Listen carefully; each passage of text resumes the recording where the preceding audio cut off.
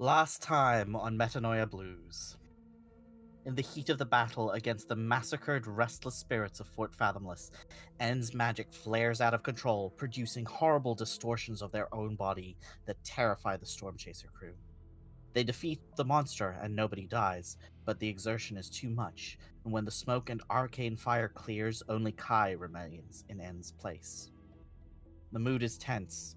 Many of the Stormchasers are injured or frightened, and Kai is ill-equipped to diffuse the atmosphere. Wary of the crew's mood and health, Emma asks Kai to take Gardenia's place in accompanying Blossom to the Stormchaser for supplies. Kai accepts and dons the diving suit. Meanwhile, aboard the Krakenslayer, the remaining crew reconvenes after repairs.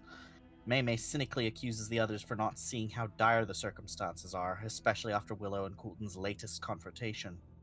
Varys chides her for her pessimism and rallies the spirits of the crew, saying their duty is to keep the Krakenslayer flying so that we can rescue the others, no matter the schools. Below deck, Willow reflects on their youth and their time in the House Cannith Fabricators Guild. They remember a disassembled Warforged and the glowing arcane core, the principle on which most modern arcane machinery is built. Exhausted and emotionally drained, they steady their resolve and start fine-tuning the dual-core engine to make up for lost time. Within the fortress itself, Luca, exhausted by everything he's witnessed, tries to talk himself through the stress of the situation. He ends up imagining a conversation between himself and an imaginary friend, one who speaks with the voice he hears from the augury skull. Eventually, Luca dozes off, half imagining, half remembering, the feeling of laying his head on a lap in a carriage.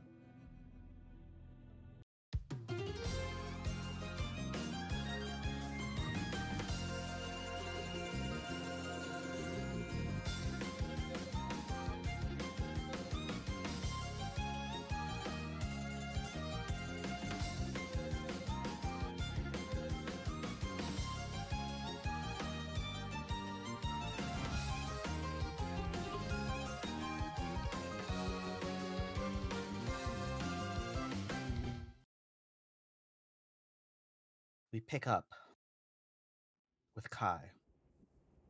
Your salvaged diving suit equipped, you follow the Warforged Blossom into the depths, step by step, until you are encased in the darkness of water. A light cantrip in hand, a silver beacon, Blossom leads you out of the submarine grotto to the seafloor. It is dark all around you, dark as the pits of Kyber. Even with the diving suit, the water is cold and heavy. The seafloor is rough, ragged stones covered in thin sheets of murky sand. Blossom's heavy metal frame keeps her grounded, her steps slowed by the water.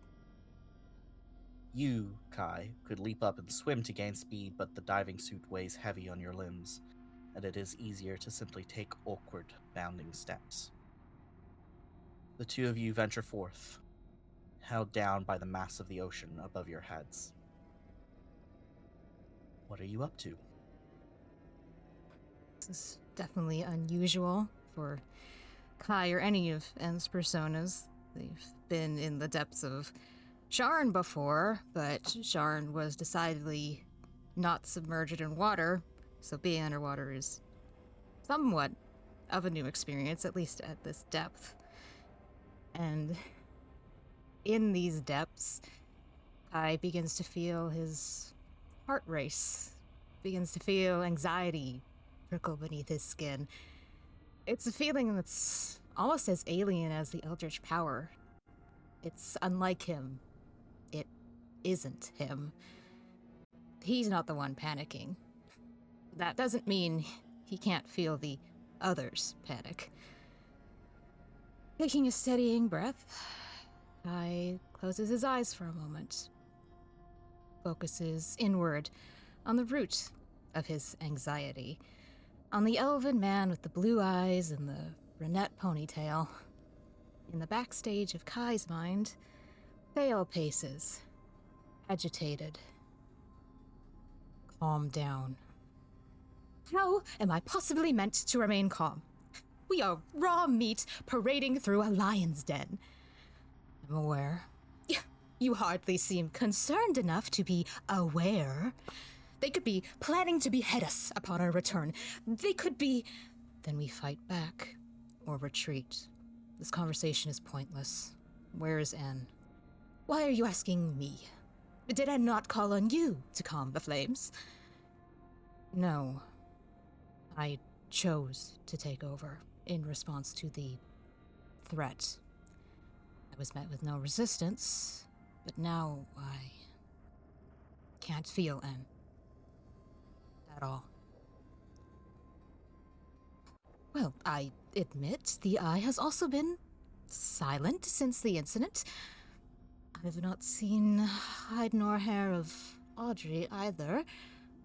But why? What does this mean? Do you think something has happened to them? We are, Anne. As long as we exist, so do they. But you agree this is different, yes? They are not hiding nor sleeping. They are simply gone, unable to be felt. What occurred wasn't an emotional eruption. It was a surge of pure power. Its effects on N are still unknown. Then we absolutely cannot allow it to reoccur. Who knows what damage it's done to us? That is difficult. We don't know its precise trigger, but it was not emotional. If it happens again, even I will be unable to control it. So you're suggesting the only way we can hope to prevent further damage is by avoiding the use of our powers entirely. Fantastic! Given our situation, I doubt we will be afforded such a luxury. Doubtful.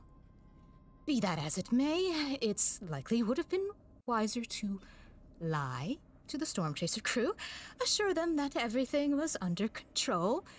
But, thanks to your blunt approach, that ship has certainly sailed. Telling them we can control it, then failing to do so, will only compromise us further.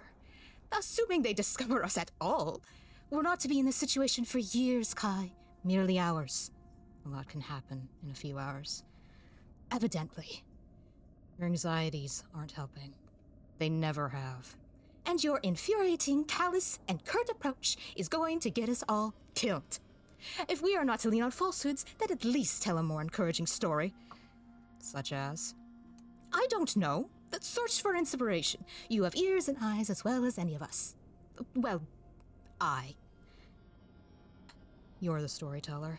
Oh, now you want my help. I suppose you're not much of a thespian, are you, Kai? That is not my function, yes. But we are both N, are we not? We can learn to adapt in their stead. So until we can locate N proper, I will try to provide you some much-needed tact for this situation. There's also the issue of Luca and Willow. If I contact them, they'll realize N is... Before you can finish that thought, the Warforged Blossom turns to you slightly and asks, "You are a changeling, yes? Correct? May I ask what that is like?"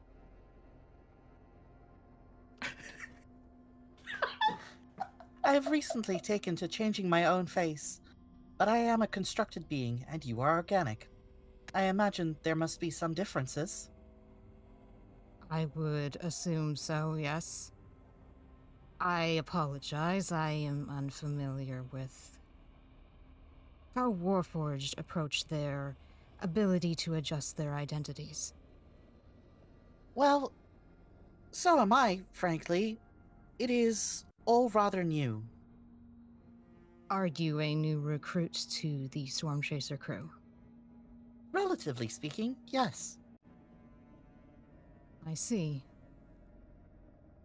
I can imagine that being a changeling is somewhat similar in that we are able to dictate our appearance, our approaches to our personality, and how we present ourselves to the world. You have seen two, I and N.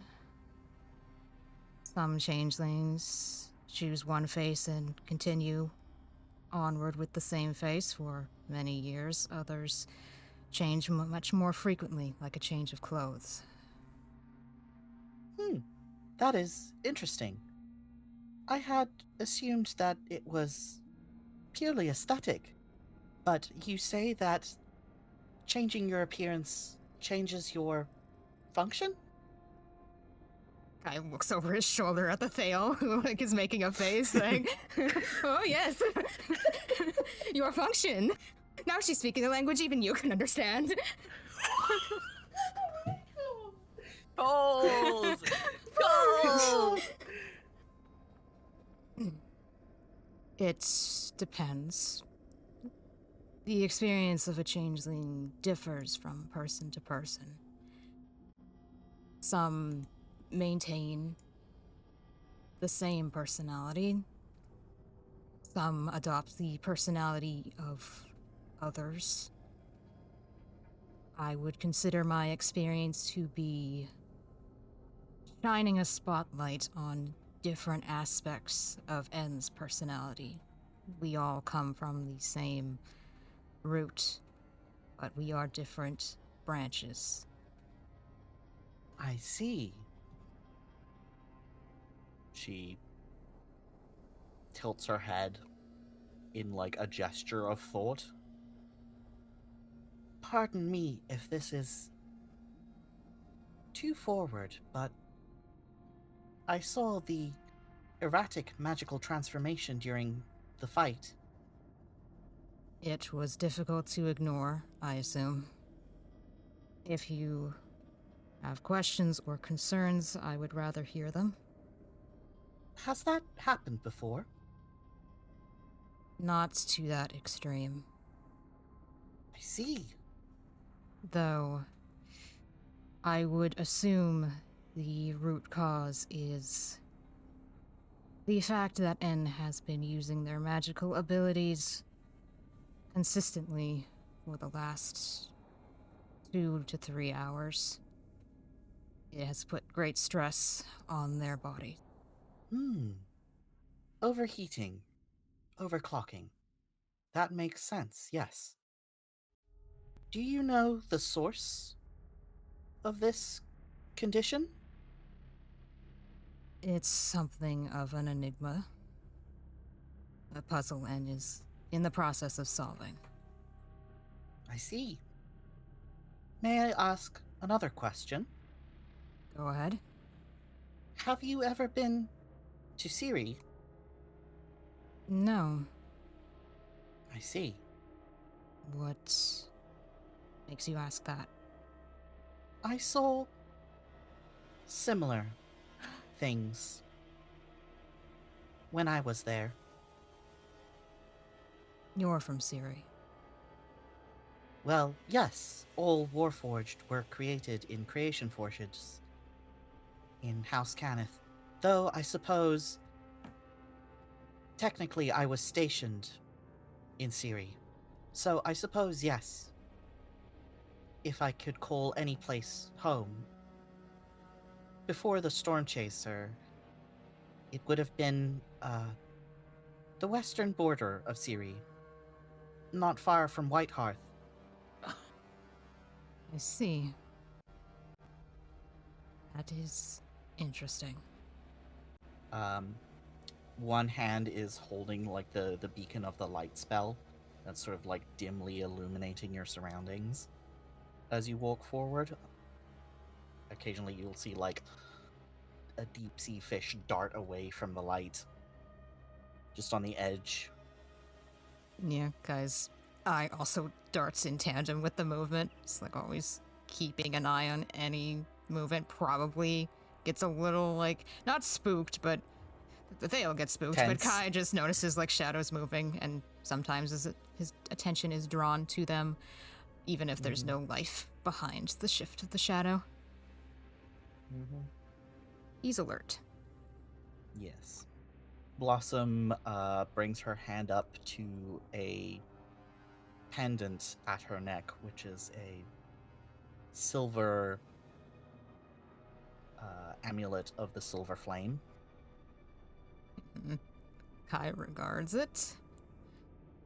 And says, "My faith is relatively recent as well, I suppose, in organic terms.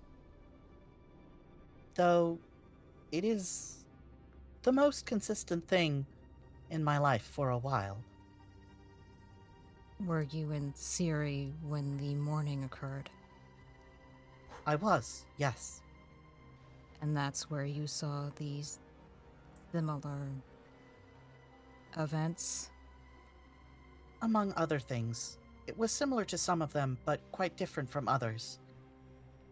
Did the transformation hurt? Interestingly enough, not necessarily. Curious.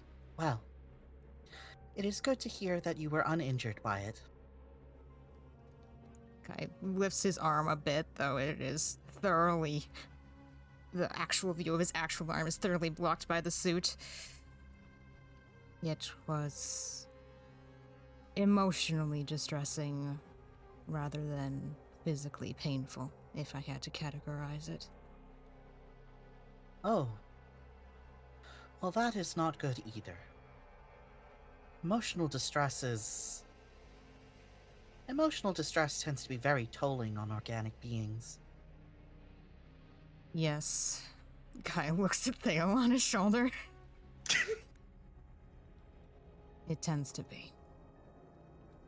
Has your crew then seen anything similar to this before, or only you? They only saw a little bit of it. I was there for much longer. It's an interesting story, actually. I was traveling with some survivors. We were trying to escape.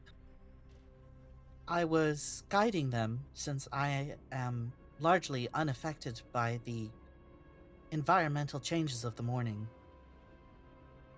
The Stormchaser found us and ended up saving us, and, well, it made sense for me to join with the crew after the other survivors escaped the Mournlands. Are any of the other survivors also part of the Wind Whisperers? No, just myself. See.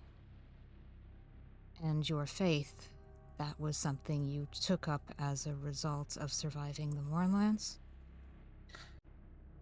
I suppose you could call it that. I accepted this amulet from a woman named Moira. She was a prisoner of war I was returning with when it happened. Moira has passed from this world, but I took up the mantle, so to speak. I see.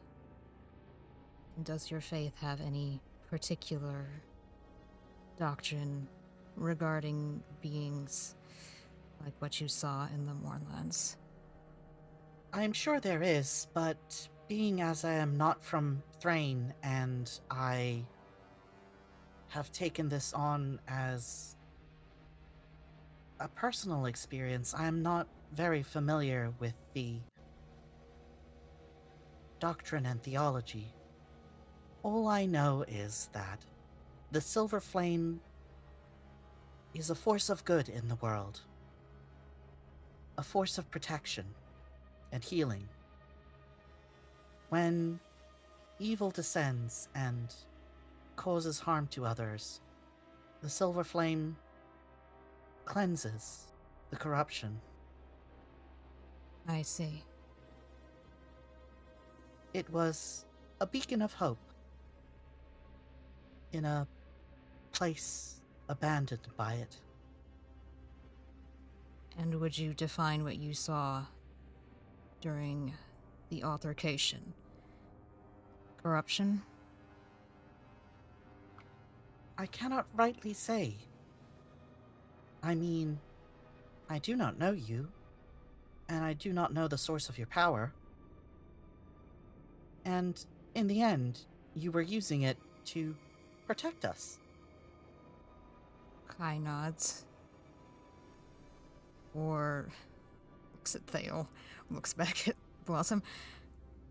For what it is worth, the concepts of protection are more appealing to us than destruction. When you say us, are you referring to yourself and your other crew? I was referring to myself only. Myself, Kai, and also N. We interpret our existences as the same body, but slightly different individuals. How interesting. I have never seen that before. It is somewhat unusual among changelings, but there are a handful of us, Interesting. and has had some unique experiences that have shaped them. I can only imagine. But I will say you are not alone in your uniqueness. Guy kind of tilts his chin up in, like, curiosity towards Blossom. I am unique among my crew, too. In what way? Well, she gestures at her metallic body. I am a warforged, for one. The only one among the Stormchaser crew, in that case. Yes, Yes, I suppose that would certainly make you unique among your softer counterparts. yes.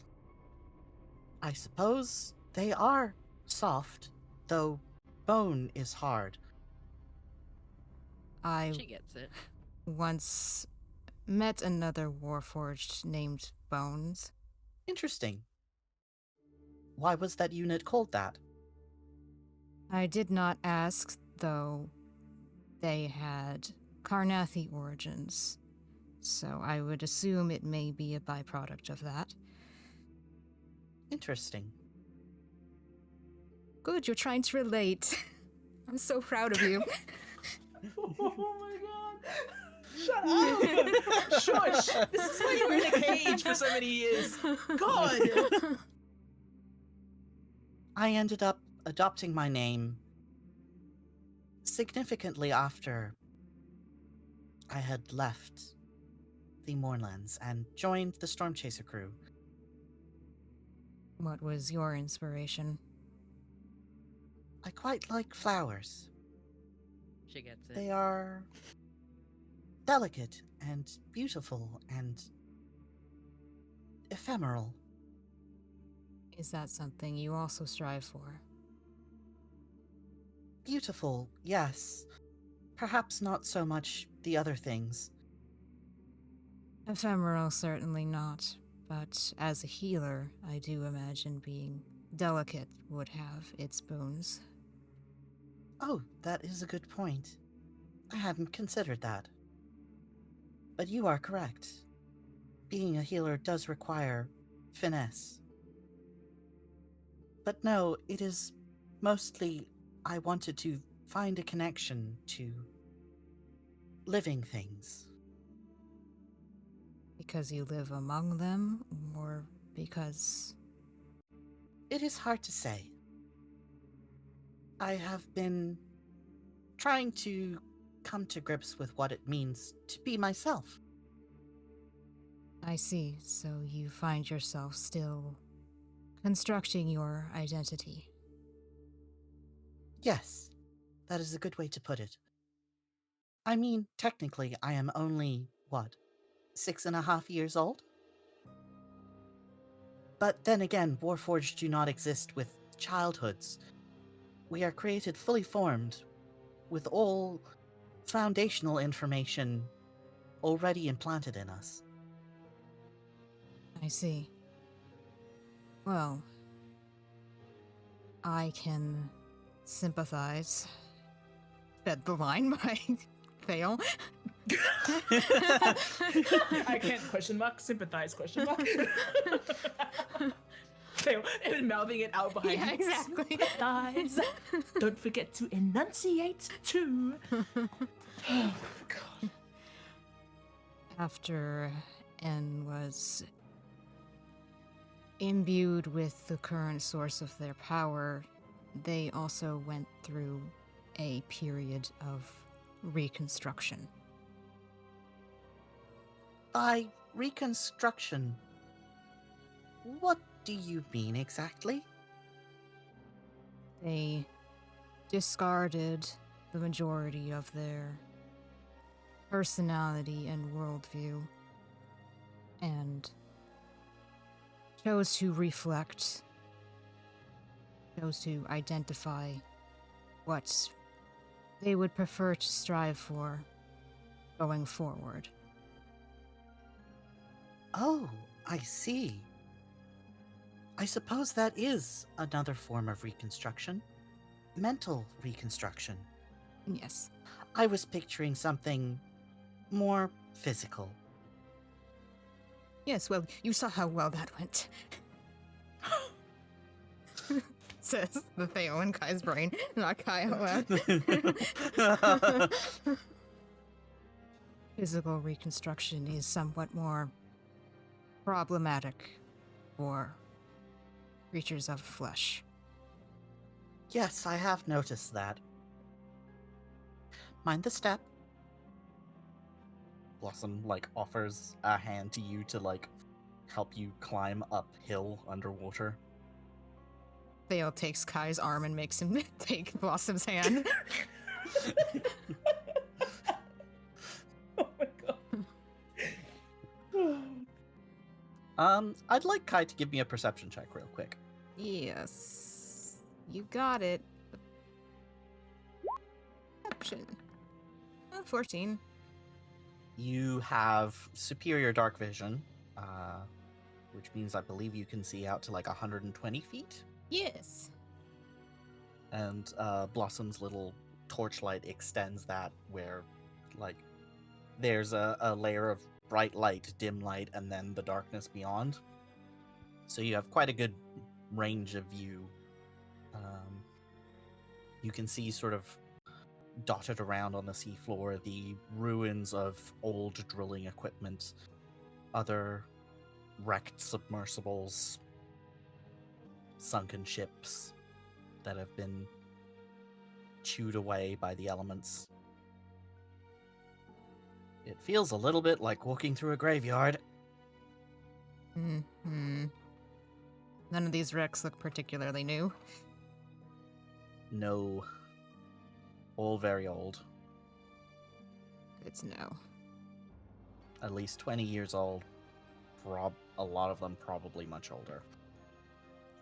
But for all the hallmarks of wreckage and ruin, you do not spot any undead around here, at least. And it looks like after another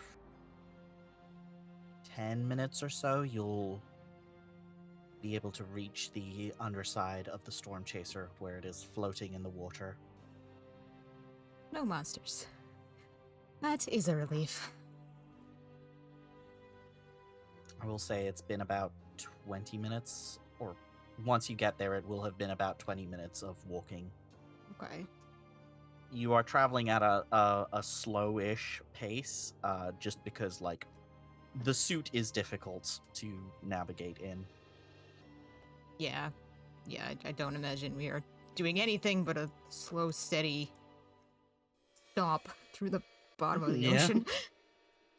Yep. Certainly, this is, the heaviest armor you've ever worn. Yeah.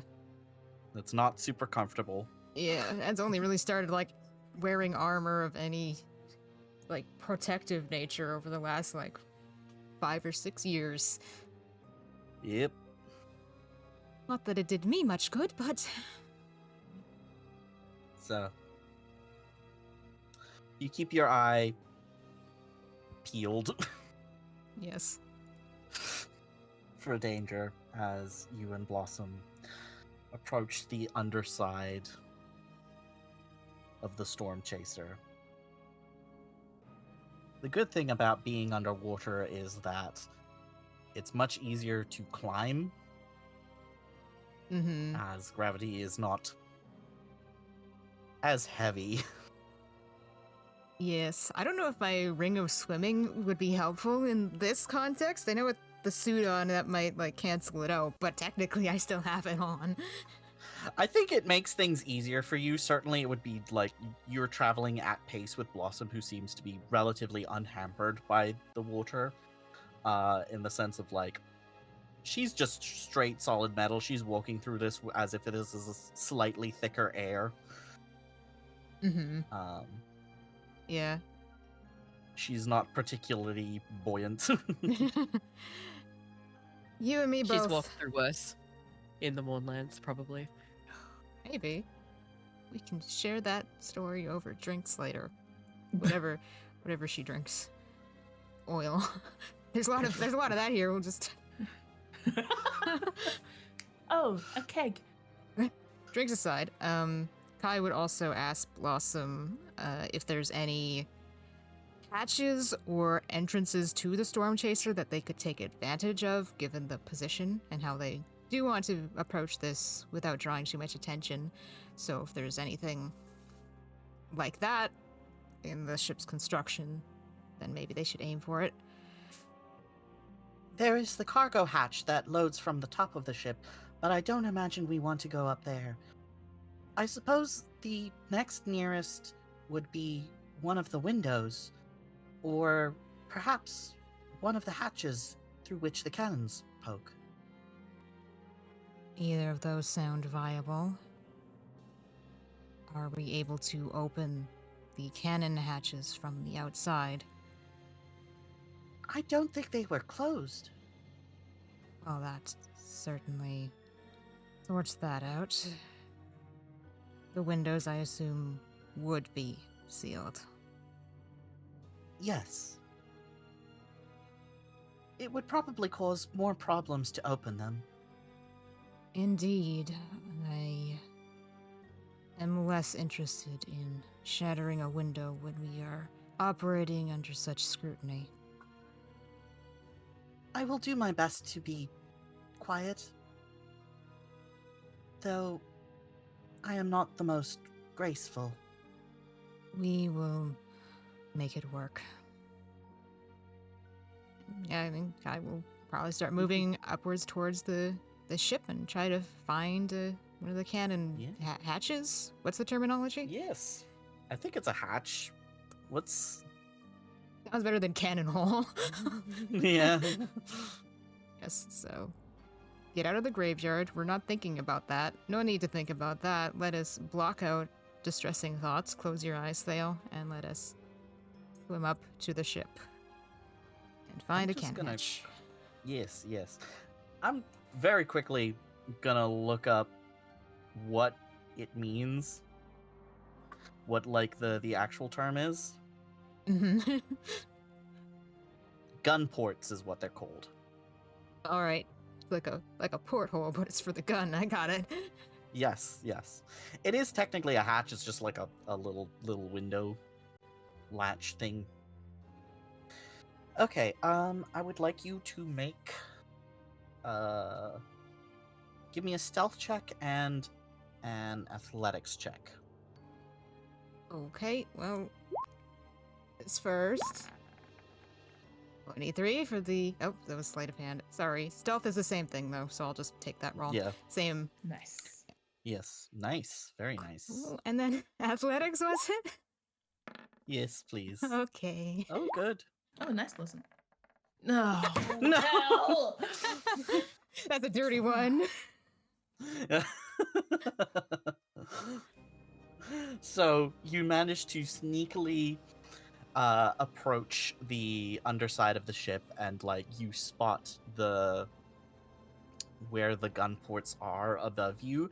And I think, Kai, you try and like start climbing the side of the ship, and it's just you put your hands on the side of the ship and you don't move. Problematic. Is Blossom like in the She's in the gunport? water with you. Is she doing better than I am and on this front? Yeah. I think she like climbs out, like her steel fingers like gripping into the wood like quite tightly, and then notices you down and offers a hand down. Oh, good. I don't have to suffer She'll give you the help. indignity of asking for help. I can just accept it. No, that's so. She gave me the help action. I can try again. Yes. Okay. Come on, athletics. Whoa! Hey! Whoa! That's All 20. right. That's Not a- 19, yeah, that's but The power of friendship. Wow. Oh wow. She's the best. You're the best. Wow. Cool. Thank you. Yeah. So with Blossom's help, you have actual handholds, and you are able to carefully climb over her and like feet on her shoulders. Get to the gun port that is open. I would like you to make an acrobatics check to squeeze in past. Okay. 11? Okay. It's a big suit. It's a big suit. I'm not used to navigating my body with it. No. It is a big suit, and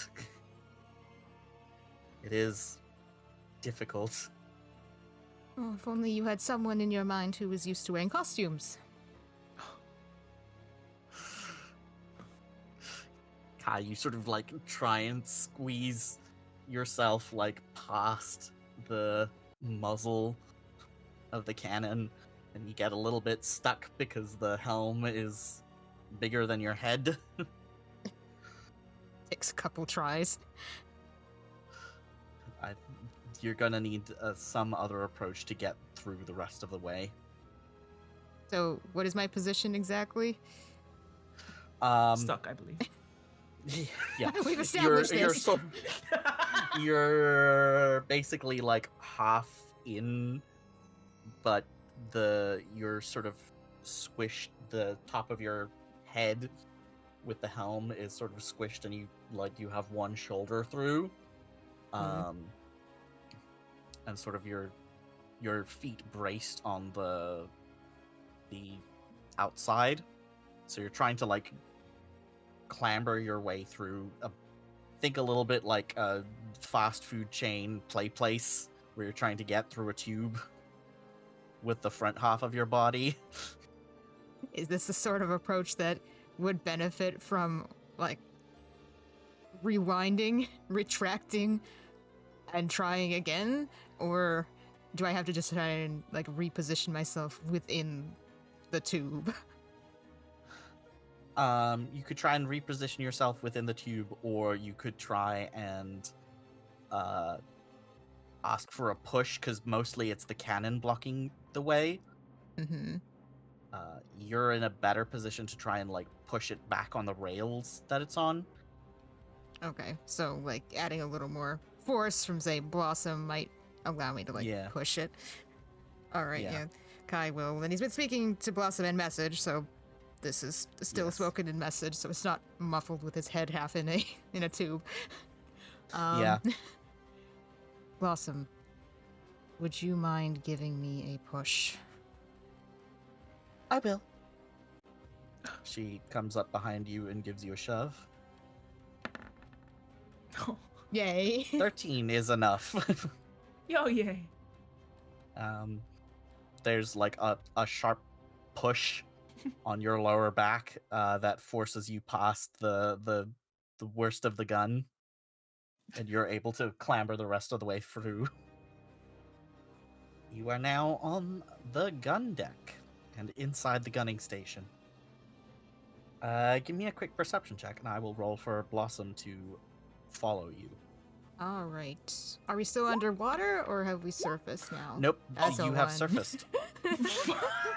The nat one. You know, It's really funny because that also followed Blossom rolling a 9. So you know what I think happens is Blossom slips and falls back into the water with a splash, and that takes all of your attention. yeah, I think Kai does tense a bit and like look back towards where Blossom is, and then look around again briefly. Like, is something coming because of that splash? But he is inching back towards the gun port to like kind of listen for anything really, but listen to see if Blossom is figuring herself out. Yep.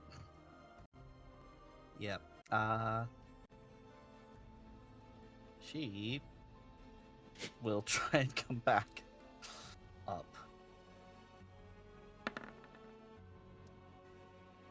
Okay.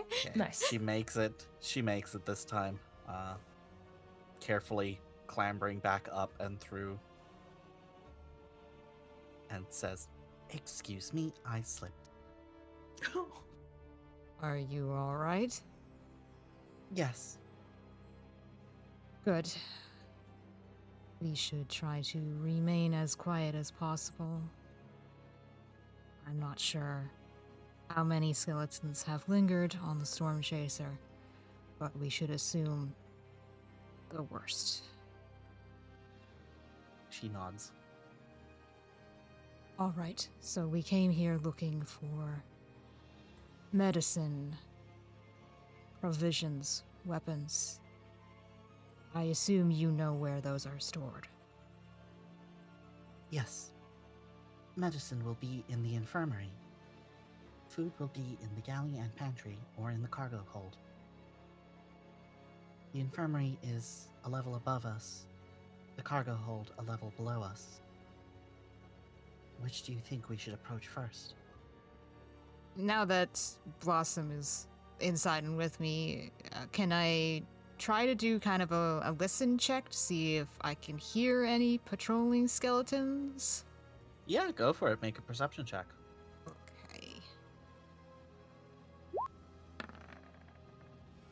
Damn. Well, that's a 4. It's not a nat 1. Now that you are above water, you are finding that the diving suit is hindering you more. Blossom can also make a perception check. 17. That's better. Kai is probably going to start taking off the helmet at least. Yeah. Potentially the whole suit, because he does want to be quiet, and walking around in this Yeah. thing is not quiet nor nimble. Nope.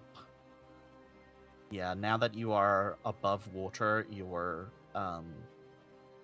stealth checks would have disadvantage because you are wearing essentially heavy armor.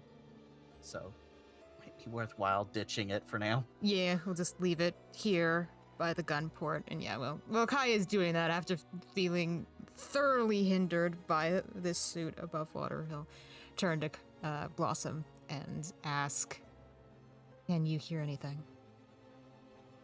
I do not detect any combatants in the area. This floor seems empty for now. Kai nods.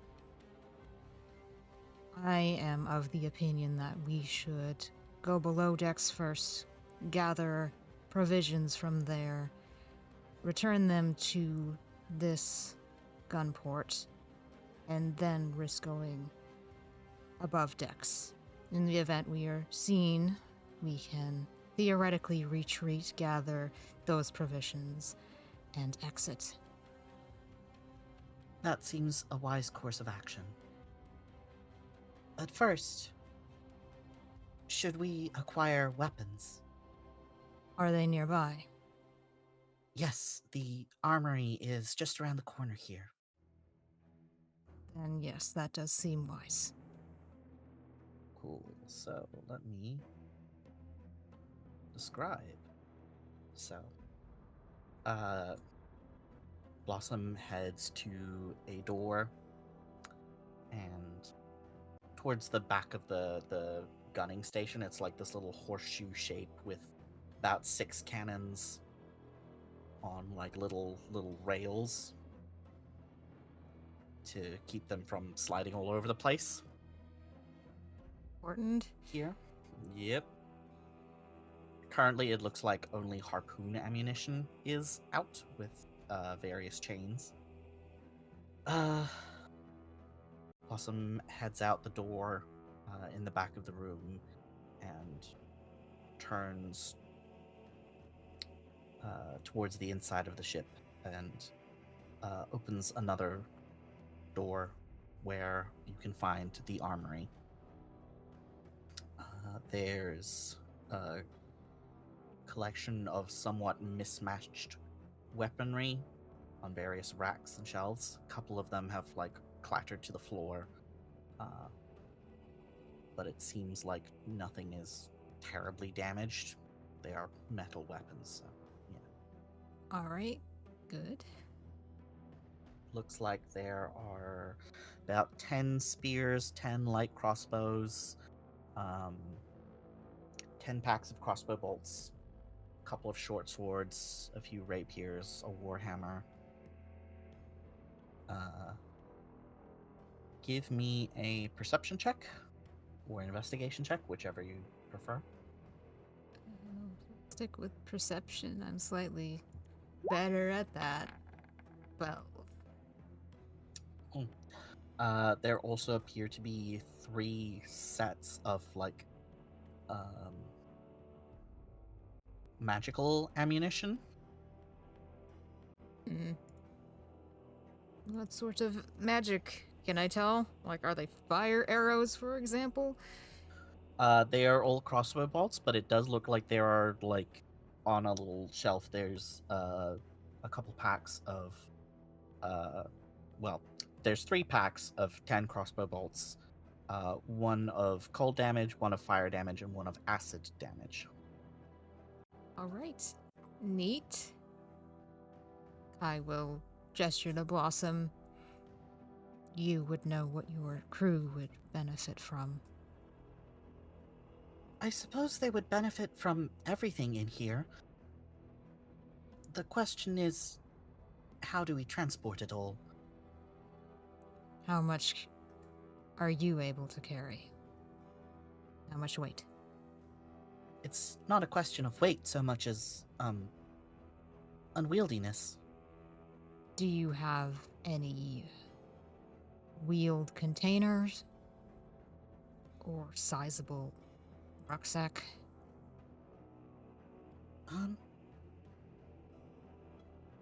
I suppose we could check the cargo hold for it.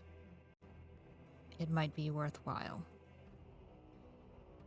The more we can carry, the better. The less trips we have to make, the better. This is true. But we will work with what we can find. In that case, we should also prioritize which weapons would be the most useful in the event we cannot take the majority. We would be primarily fighting skeletons in the event the spell engine does not overheat in a beneficial way.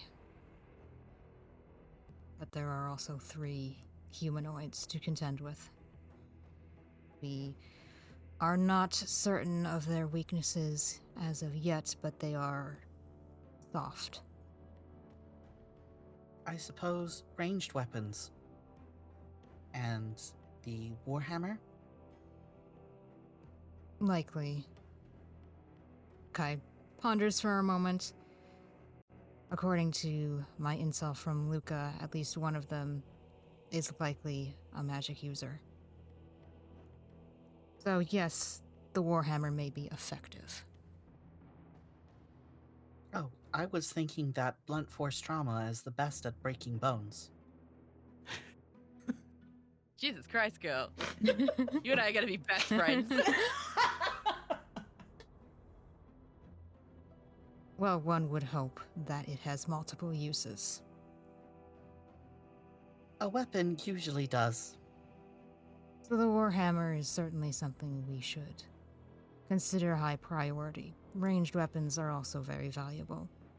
The further we can stay away from the threat, often the better. It is also an appropriate weapon for ambushes or sneak attacks of other varieties, which we may be forced to employ.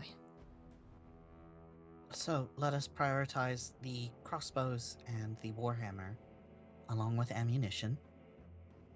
Is there anything here that you are particularly adept with? I prefer not to fight with weapons if possible. Kai nods, kind of makes a slight gesture to her pendant. Blossom says, in truth, I generally prefer not to fight at all, but these are extenuating circumstances. Indeed. I would also prefer you focus on keeping everyone afloat. Sometimes that does come in the form of violence, unfortunately. Kai moves to examine the weapons just to see if there's anything here that he can use. Kai can take a light crossbow, at least. Cool. To the knee. Have I not been through enough? Okay, 3 more. Yes. So we'll take the crossbow. And sorry, could you let me know again the type of magical ammunition for the crossbows that was? A set of 10 of cold damage bolts, a set of 10 of fire damage bolts, and a set of 10 acid damage bolts. Okay. This feels it's funny that there is acid and cold damage arrows, since that's what Hunger of Hadar does, and also fire, which is also a kind of damage I do. I mean, at this juncture, can I just take all of them? Yeah. The ammunition is much easier to carry than all of the weapons, I will say. You know? And you do also recall that there were some light crossbows that people had taken off of skeletons. Yes. Okay. In the prison. But there was obviously a limited amount of ammunition. Cool. Yeah, so for now, I mean, we can split it up later, but for now, I think Kai will take all the magical ammunition and a 10 of the regular, just like a whole smorgasbord of ammunition, and the crossbow. Just, we never know what we might need. So Kai takes magic bolts and a single pack of 20 bolts. Ordinary bolts. Yes. Blossom will take and transport 9 remaining light crossbows, the warhammer and a rapier over to the gun port. Very good. All right.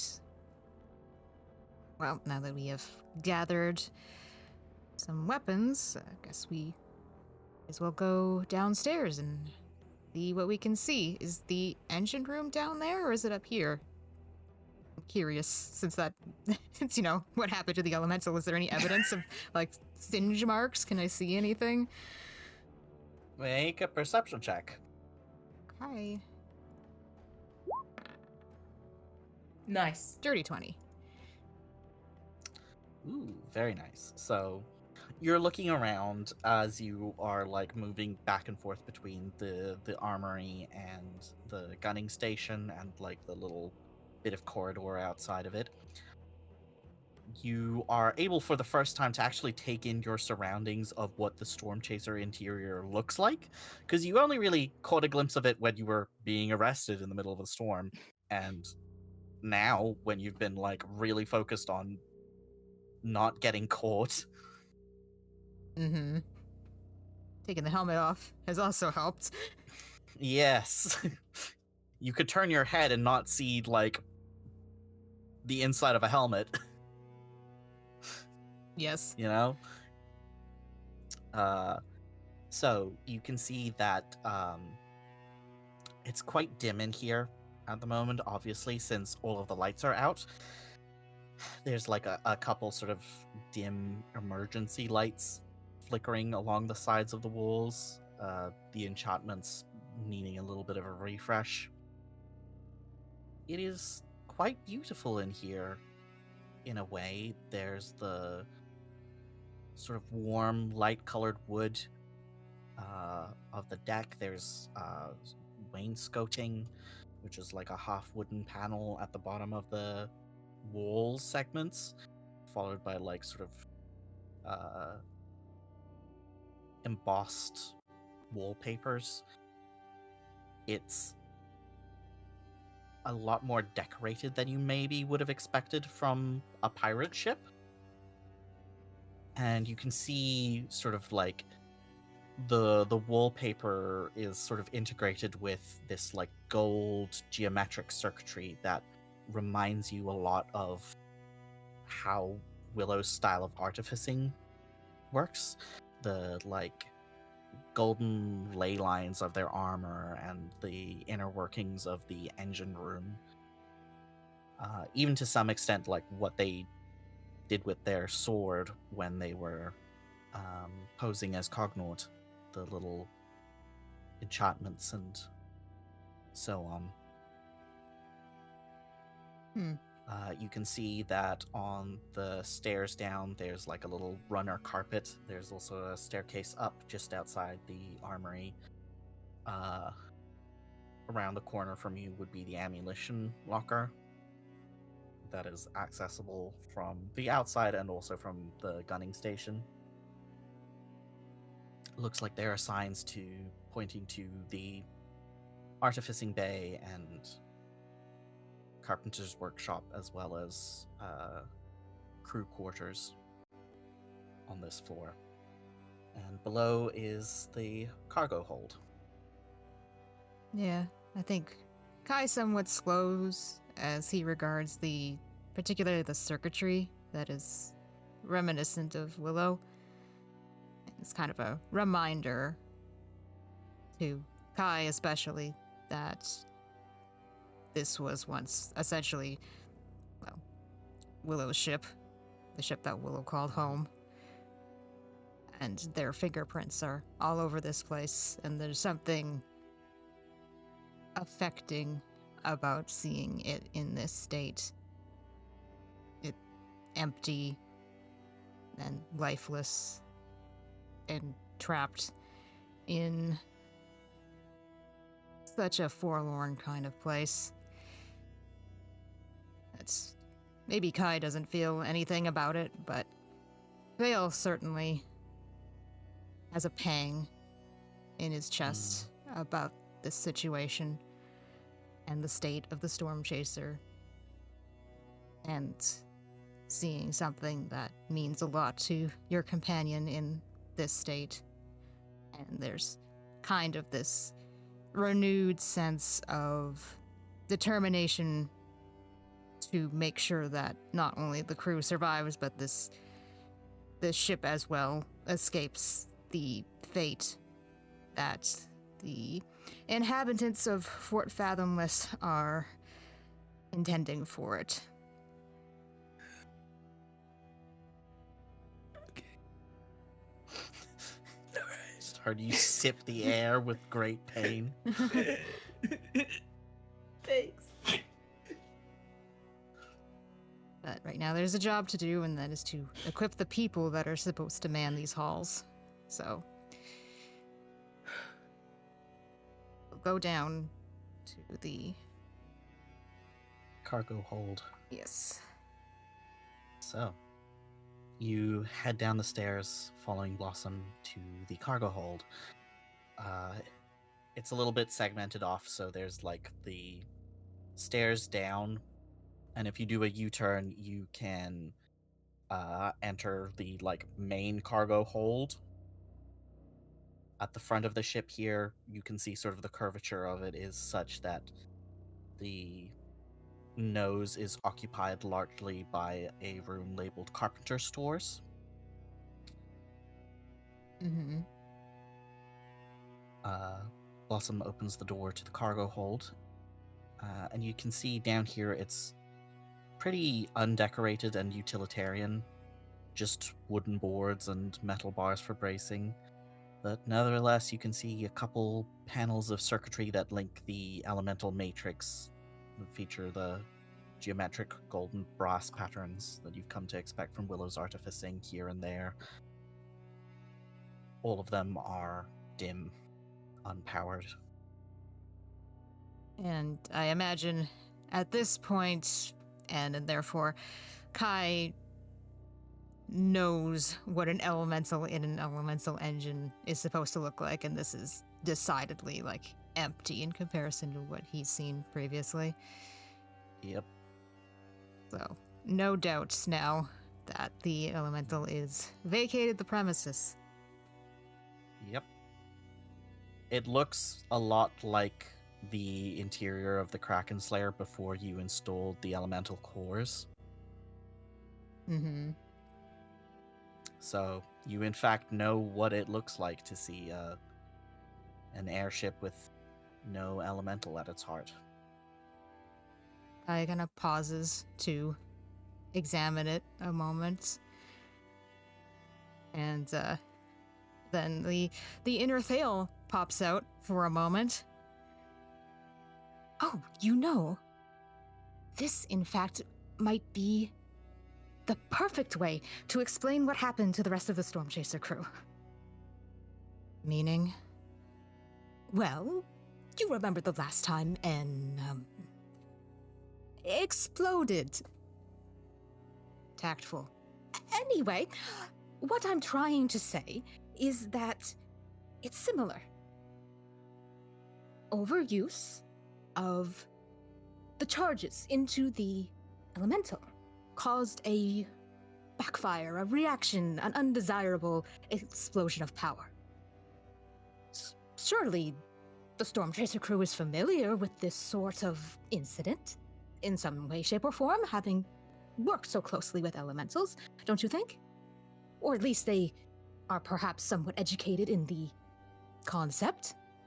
So, instead of trying to explain, everything else you've been doing, perhaps this is the avenue that we should explore to try and at least help them comprehend the incident. I'll keep it in mind.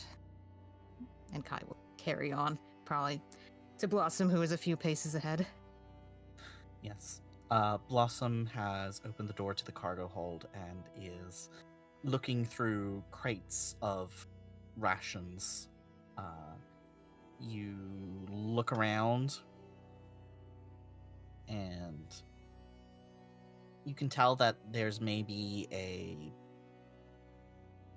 supplies for about a month of travel at most, which kind of belies the impulsive nature of this excursion. If they were planning to be out for longer than a couple weeks at most, maybe even just like a week or two, this would be much more packed.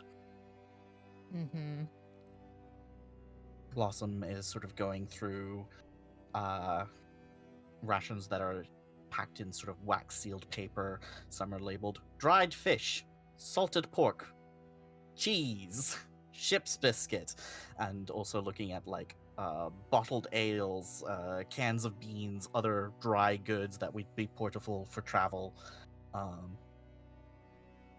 Is all of it like contained in such a way that we can transport it underwater without it becoming too damaged, or are certain things like, say, the cheese a little bit more likely to be damaged or less desirable? I certainly wouldn't want to eat a cheese that has been dragged through the depths of the ocean. Is it got wax around it at least? Yeah, it's like there's like a layer of paper and then a layer of wax that's just like sealed it shut against moisture. Mm-hmm. Oh, So yeah. Stormchaser's got baby bells. Fuck yeah. but it's like all of them. So it's the like old-timey equivalent of like those little foil packets.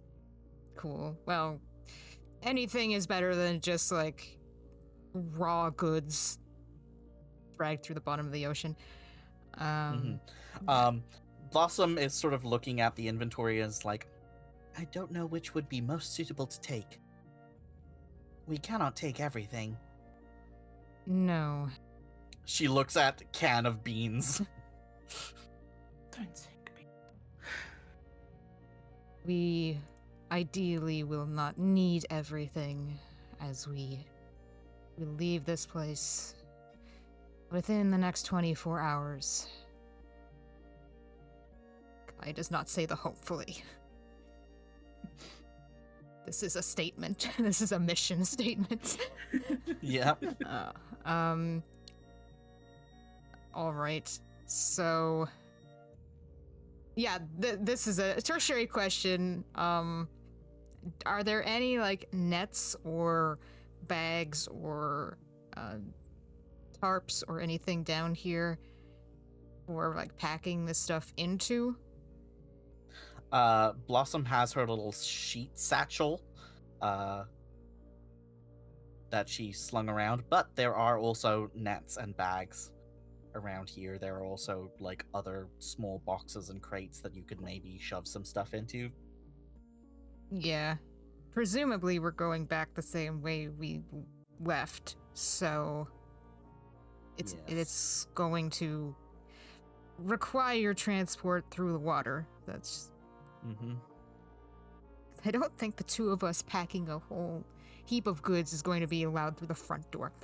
And we have established there is no servant's entrance. That I know of. No. So Not easily accessible from the Yes. water, at least. There might be like a hatch to the outside on one of the higher decks. For like access, but not one that certainly would have been locked and closed when you crashed into the water. Out of all the things here, what would you say is like the most likely to help them, given that we are probably going to be having a lot of exercise, let's say, give them energy, allow them to maintain being alert. You know, we're trying to feed them for incoming combat, so is anything here, would you say, particularly valuable for that, for like feeding your army for combat? I would say probably the hard cheese, the ship's biscuit, and maybe a bottle or two of like juice or something if you can find it for the sugar. I'm sure they would prefer the ale, but let's not go that route. It seems like a bad thing to do on an empty stomach. Yeah, the cheese and the... You think maybe liquid courage should be saved for another time. Yes, we are not taking the ale. Does like Blossom have purified food and drink? Can we just like gather drinking water from the ocean? Does anyone have that ability that I know of?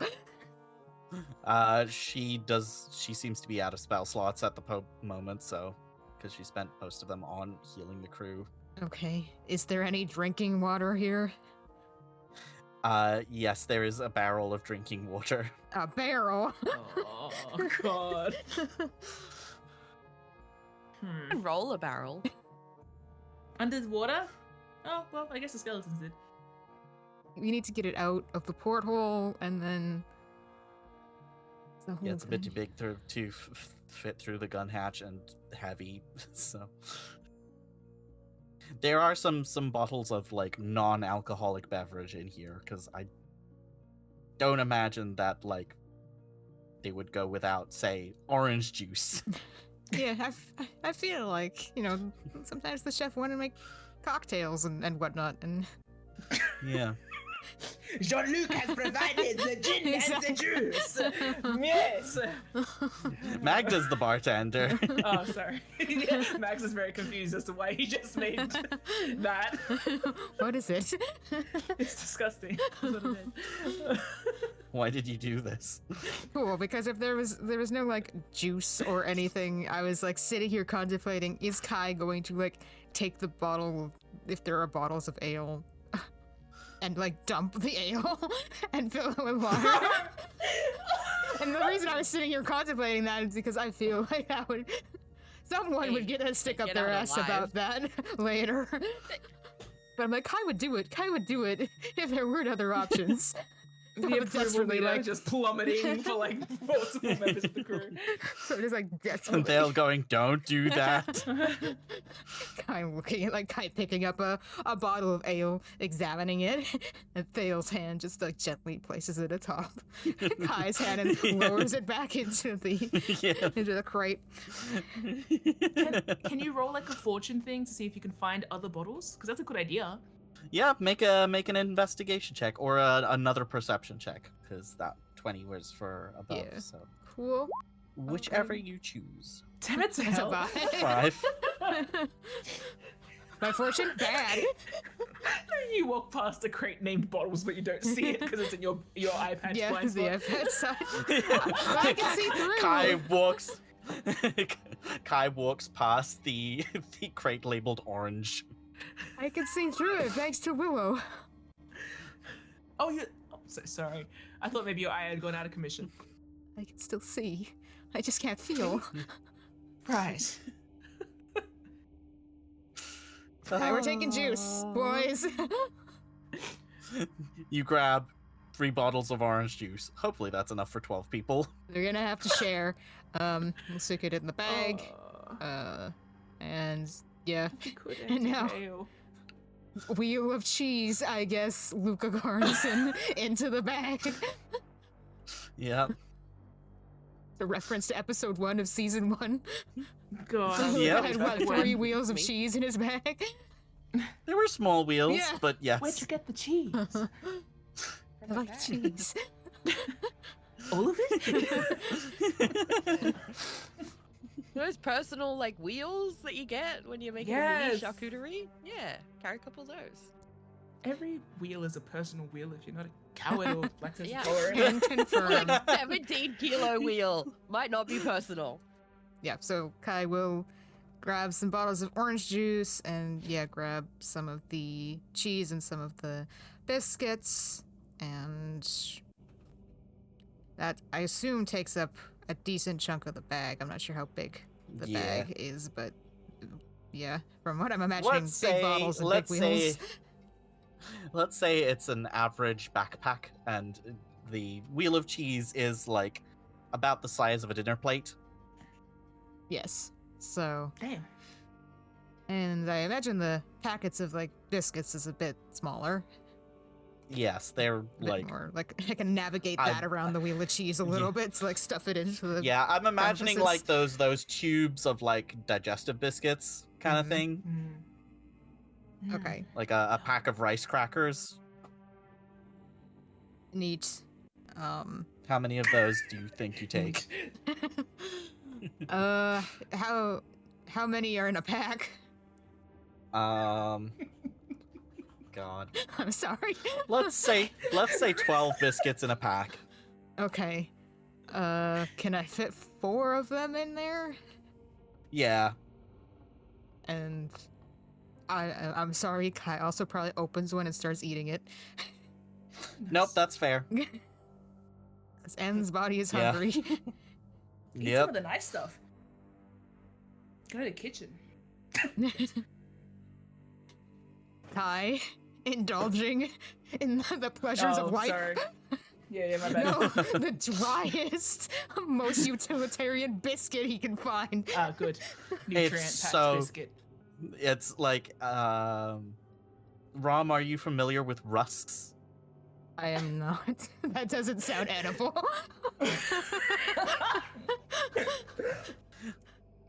They are essentially twice-baked bread biscuits that usually for babies you would soak them in milk to make kind of a porridge out of that. What you are instead eating is like just the driest, hardest cracker with like the worst crunch. Thale gives Kai such a like piteous look. Hard cut to Kai cutting open with a knife a can of beans. Oh.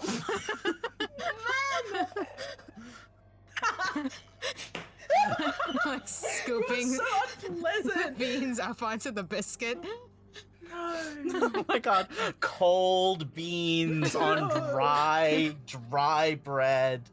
The texture nightmare of a century. Oh my god, Good thing just he doesn't beans have on a functional toasted. mouth. That's crazy. Well, if N was disinterested in returning before, I'm pretty sure this has further dissuaded them. Congratulations. Oh my god. Oh. But we're fed. Says the other goblin. Oh. That we have yet to see in N's mind. But now Hen has nutrients, which is more than what they had before. Oh, Oh my god. Do you know why the beans and the rusks are probably down here? Because no one aboard the fucking crew eats it. Oh my god. those Thanks. get cooked into soup. This is unrefined crouton. It was a full salad. It's what we're getting. Desperate times. No. If Ben wanted to eat better, they should have been here. You are so punk rock, I guess. Good on you. Okay. So, after the little nightmare that is N's dinner, Kai's lunch, Yeah. whatever time it is. I think Blossom in the background is just like, oh, you must be hungry too. Yes, it is a good idea that you eat now. Kai nods, continues to You eat. have access to the fruits of the world, and you pick the beans. I mean, not here. We have to go up to the kitchen.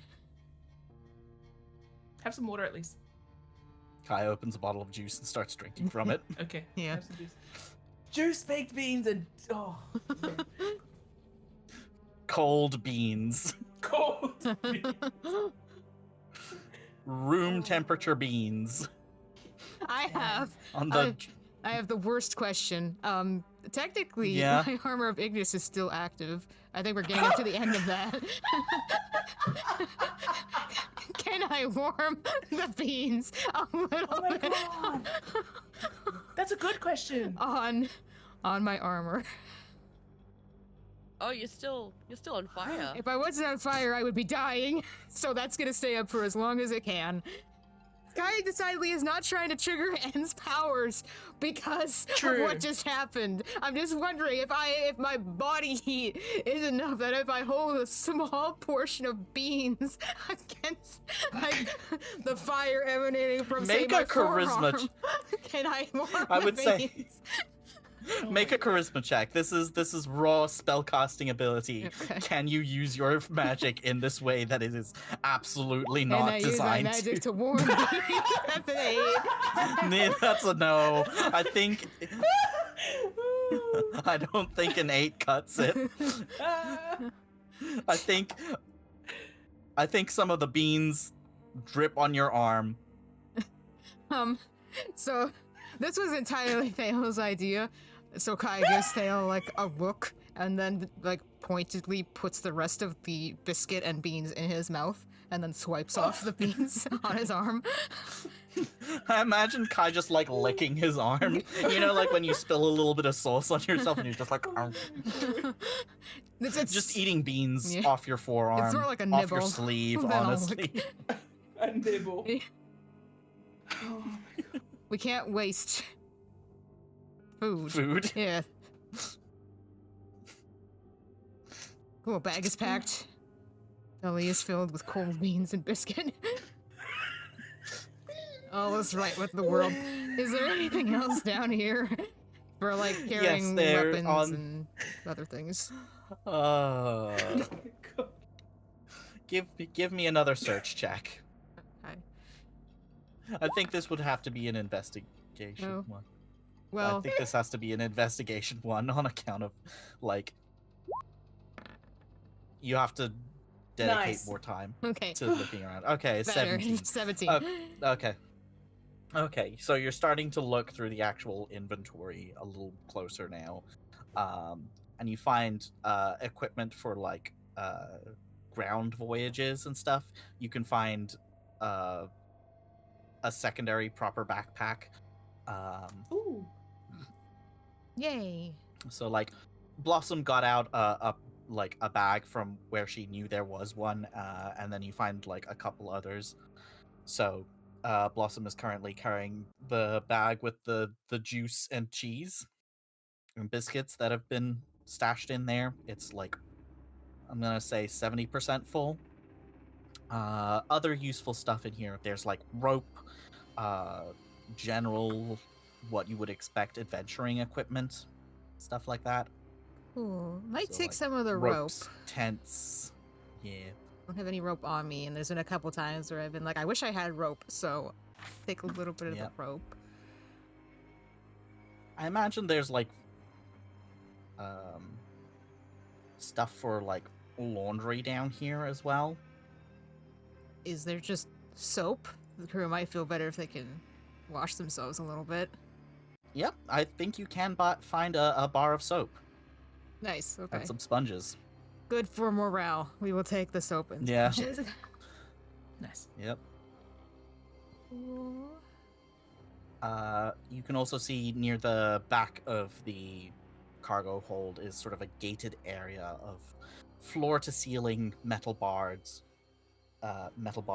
with a wide central gate that with a secure lock that sort of separates it from the rest of the cargo hold. It looks like there are some more delicate stuff in there, so there's, like, bundles of straw that would be used for packing delicate items or transporting livestock, that sort of thing. Cool. Not necessarily what we need right now, so good thing we don't need to get in there. Alright. Is there anything else that you're, like, looking for in particular? Other than, like, medicine, which I know is in a different part of the ship, can't really think of anything. I looks at the table. If you have anything that comes to mind that would be good for, like, survival or morale that is reasonably portable, I'm open to suggestions. I can think of something. This might be a little bit silly. Another pen. Huh. Office supplies. Thanks, Thale, in my brain. You're right. You know, like, just like a charcoal stick, maybe some chalk, maybe there's some of that around Yeah. here. You know? I just fully Some charcoal. bypassing a pencil and feel like, pick it up. I mean, you might more likely find one of those in the workshop than This down is here in true. cargo. Yes, I was thinking of some things Yeah. after we get out of the cargo hold, so. So yeah, Yeah. I think probably there's no immediately visible office supplies, but, like, there's probably a stack of papers for use, like a bundle of paper for various, like, note taking and so on. And you're like, oh, that might be useful, or stuff to write on that would be useful. It's like pings in the mind of like, we only have one pencil. Yep. And about half an hour ago, we almost lost that pencil down an elevator shaft, so perhaps two pencil. Start putting pencils in all the places that your knives are missing. I feel so Since you empty handed them to the without my knives. Yeah, you feel naked. Yeah. It's so light. Good. Okay. Well, I think we're done with the cargo hold in that case. Yep. Kai might take a peek into the carpenter. Like, does the carpenter stores the barred off area, or was that another room entirely? It is a room here, but it's like back towards the stairs. Okay. Yeah, well, we are making our way back to the stairs. Kai might like deviate a little bit and peek into the carpenter stores to see what's in there. Yeah, it looks like there's mostly just stacks of lumber ready to use for repairs. There's 2 obvious piles, and one of them is specifically for storewood. Do I know anything about Sorewood? Make a history check.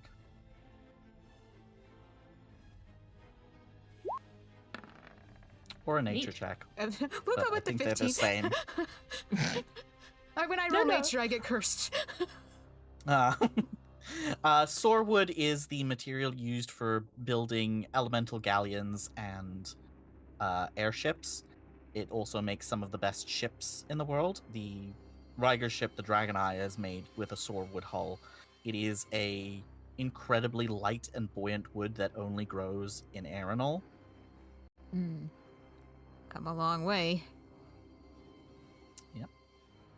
And it is highly coveted because of its properties. Shame we're not stealing things to sell. It Yeah. floats very well. It is essentially weightless. So, like, does it under the right encouragement, it floats in the air, Yep. but it needs, like, an elemental. It doesn't just do that on its own. I mean, here's the thing. Just like a plank of sorewood on its own is weightless, but it can't support Right. more weight, you know? It would be especially floaty in water, Yeah. so it would displace more weight in water, but in air, like you can see the stack is sort of tied down so that it doesn't float around Yeah, that would be problematic. within the stores itself. But yeah, it takes flight enchantments incredibly well. Right. I also recall back in the pond cave, the Stormchaser crew was like taking some of the kind of wreckage down there and trying to make like cover, like barriers and such. I do remember them doing something like Yeah. that. Yeah. Would that effort benefit at all from any of the carpenter like tools or like nails here? Would we be able to? There are no tools here. This is just material storage. Okay, so we got to go for the workshop. But Yes. the thought still stands. Would you say their efforts could be reinforced if they had some tools, nails, and stuff like that? Or Certainly. Yeah. cool. Okay. I mean, tools will have their uses even outside of like construction. It could be used for destruction, such as like yes. Deconstruction. having a screwdriver in the spell engine probably would have been great. I did have a wrench, which is probably the only reason I made any progress at all in that incident. So yes, I know this. Okay, cool. I think we'll leave the wood alone really right now. It's a bit cumbersome to transport, and I can't think of any immediate uses for it, for an initial trip at least. Yeah, so Kai will go back up onto the gun deck and probably go for the carpenter's workshop. Yeah. 'Cause I think he saw it, so he knows where it is, and he's got this on the mind Yes. now, so he'll Yeah. go over there, see if he can get inside. I'd like you to roll another stealth check Okay. since it's been a while. I will roll one for Blossom as well. 14. 14 and 17. Good. Yeah. No sign of anything on these levels at least, so the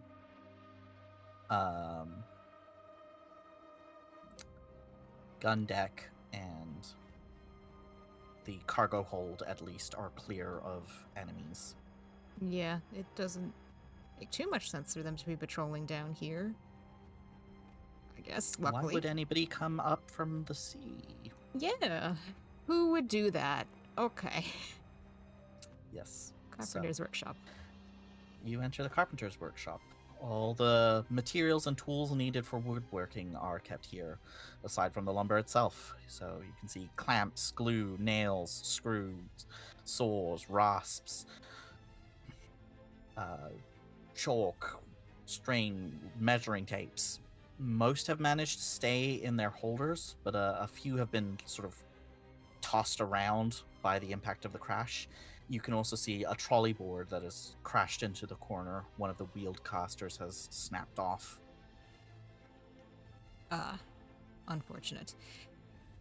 But it should be relatively easy to find charcoal or pencil, that sort of thing.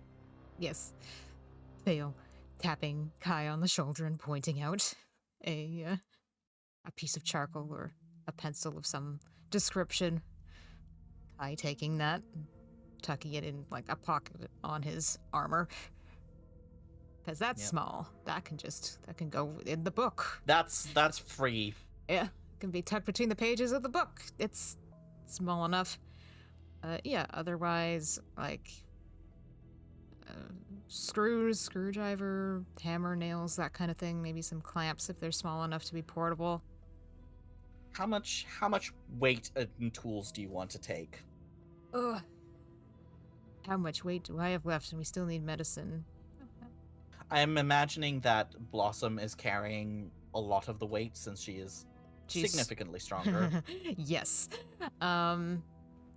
Probably what would benefit is like a saw, a few packs of nails, and some hammers. Mm-hmm. Maybe a screwdriver. I think I'll take a screwdriver just because there is a decent amount of machinery in this place, and I Yeah. feel like having a screwdriver might have multiple benefits. So we'll take one of Yeah. those. So probably just that. So what would that be, like 5 to 10 pounds maybe? Let's say 5 pounds. Okay. That's 5 pounds is a lot. It is a of, lot. like, for a saw, some hammers, a screw, like the different types of screwdriver, like at least 2 different screwdrivers. One a flathead, one a crosshead. Yeah. And then like a box of like 100 nails or so. That'll do. It's probably more than enough, but I like more than enough. Yeah. All right. Yeah, so Kai will pack some stuff in there. I'm writing this down for myself. So those nails, just do times 100. A saw. Saw, 2 hammers, Yeah. and a screwdriver. Let's say 3 hammers. 3 hammers. One for each of the One for each of the triplets. You say brain. Oh god.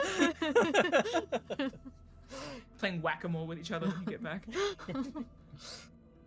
Can I ask something? If it would occur to Yeah. Kai to think about who is actually there and what skills they might have, because like, whose room is this? You know, like, is there someone whose specialty this is? Does the room speak of any personality? You know? Well, looking around, is there any correlation that Kai can draw before having to ask for help? Make a perception check. Your best. Nat 20, I guess. What in the world? Ooh. You can see through the walls. It was like, unlike you, I have been paying attention. Oh my god. So, you can see that the carpenter's workshop is also connected to the artificing bay. They are separated somewhat, but like there's a door that connects the two together, so they clearly work closely together. The carpenter's workshop is also similar to the cargo hold, pretty utilitarian, just bare wood. There's not a whole lot of like circuitry in here aside from like the lights, you know, that sort of thing. The crew that you're aware of at the moment, they all seem to be like some level of handy in the same way that like anybody who works with ships has to be a level of handy, but you don't think the carpenter was present. The lead carpenter would be present among the current crew. This feels very like organized, everything in its place sort of thing. Yeah. There's like the usual sort of clutter of like a workshop that does sees frequent use, but everything has been largely put away other than stuff that would be like used on a daily basis. Right. So it feels like the owner of this workshop, so to speak, hasn't really used it for a little while. So then maybe they've been absent. Yeah. Kai would definitely look into the artificing bay as well, like since it's so close by. I think on a 21, it's like it feels like things have been packed up to close down for an extended period of time. Like, oh, I'm going to be away from the house for a while, so let me just like get everything in order. Right. You know? Entering the artificing bay, compared to the subtle patterning throughout the ship that's strongly reminiscent of Willow's artificing style, this workshop has been deliberately stripped of that. You see no golden brass circuitry.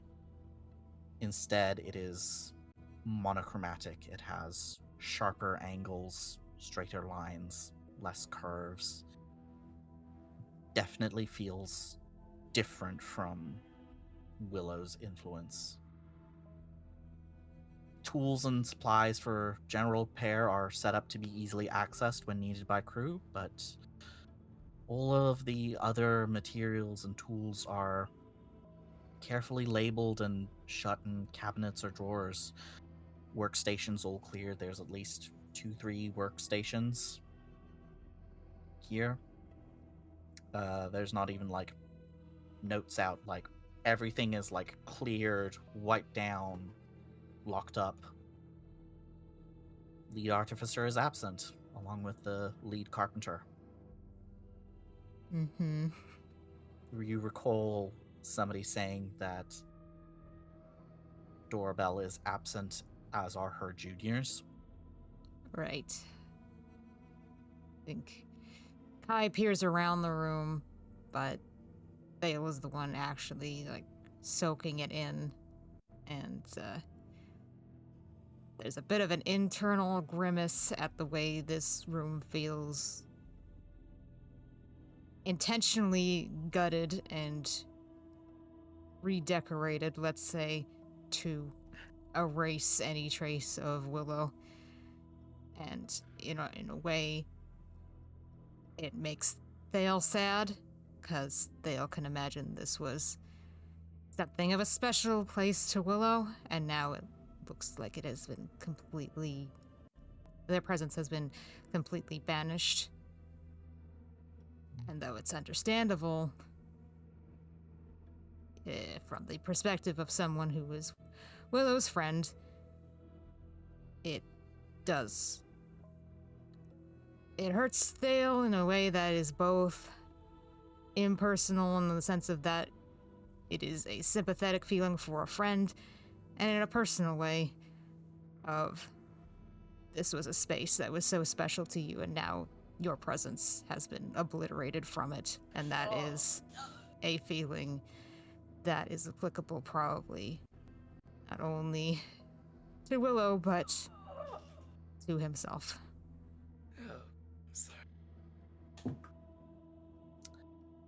And I think we'll cut away from the scene here and move over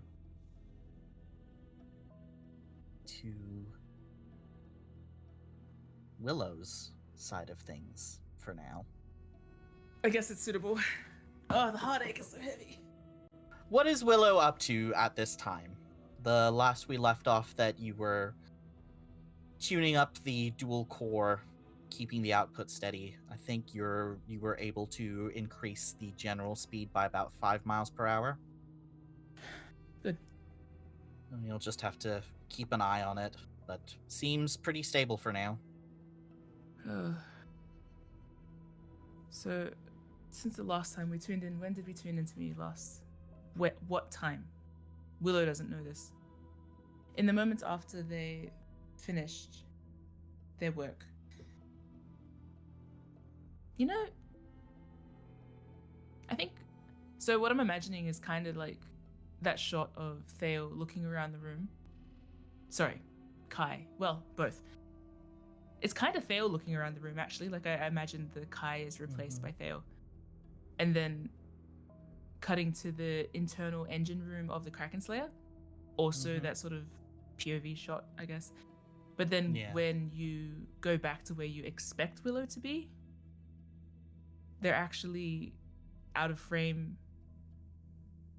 kind of neatly bundled up on the ground next to the engine. Yeah. And I think you can tell they've wrapped their jacket up as a kind of makeshift pillow. It looks like they are taking a very deliberate nap. We see Willow settled with your face sort of nuzzled into the, like, bundle of your jacket. Your eyes closed, deliberately curled up, warmed by the heat of the elemental engine, the rhythmic sound of machinery. And you are taking a short rest, at least. As the Krakenslayer races towards Fort Fathomless. Let us return back to the Stormchaser. You've gotten everything you want from the workshops, Kai? Yeah, unless there's anything here that looks particularly adept at, possibly dismantling bone, or if there's a gun in one of those cases. No such thing, I'm afraid. Fair enough. We are trying to strip this locale of anything resembling Willow, so why would they recreate a gun? The occupant of this room. I'm sure whatever they come up with will be different and better. Air quotes. Things to placate Thale's thoughts. The potential rivalry or grudge that may be held by the occupant of this room. We will think about that instead of the harrowing ordeal that is the idea of being erased from a space that you once considered your home, and we will turn and we will leave this room. Nicely done. We will not think about that anymore. You move stuff to the gunning station where Blossom is. And she says, "Are we ready to head up a level?" Yes. I will take the lead in the event there's something up there. I will stand by. Kai nods. And yeah, we'll turn towards the staircase, heading up. Yeah. Is it this, like, the deck proper?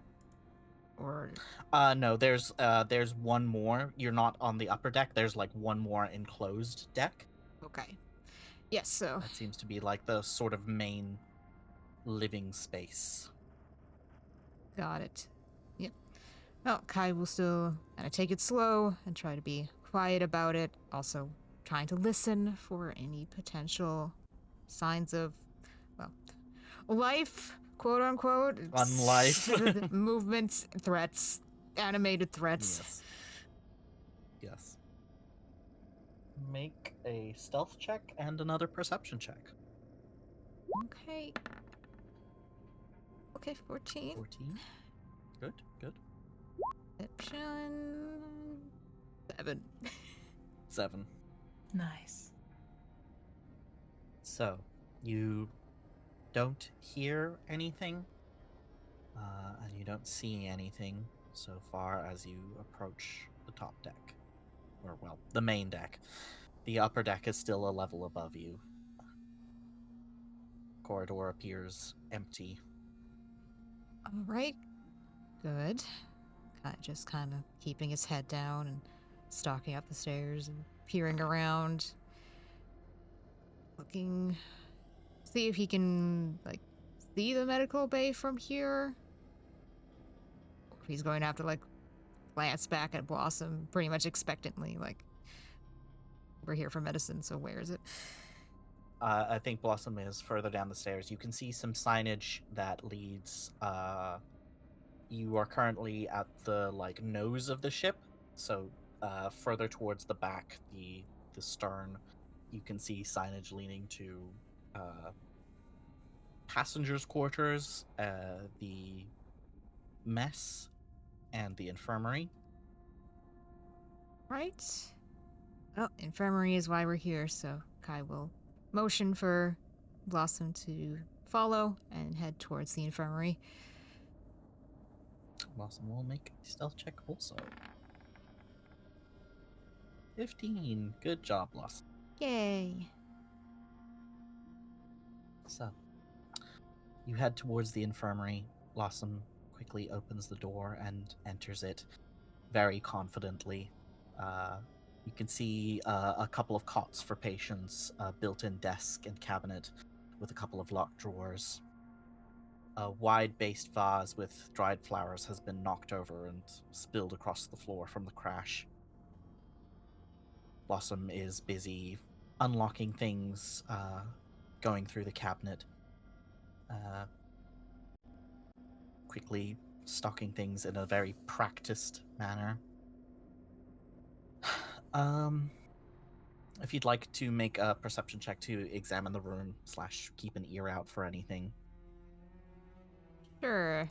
Yep, definitely trying to stay alert, so we'll give it a shot. And looking around, that's a 7. There's 7, so What's distracting you? yeah, no, I think I know what's distracting me. It's Thael. But you said there was like some flowers that had been knocked off, like they were in a vase, and the vase They were in a vase, and the yeah. vase. Yeah. Yeah, I think at the behest of the passenger in Kai's brain, he feels a compulsion to carefully gather the flowers out of the mess of the broken vase and peer around for any sort of empty vessel to kind of return them to.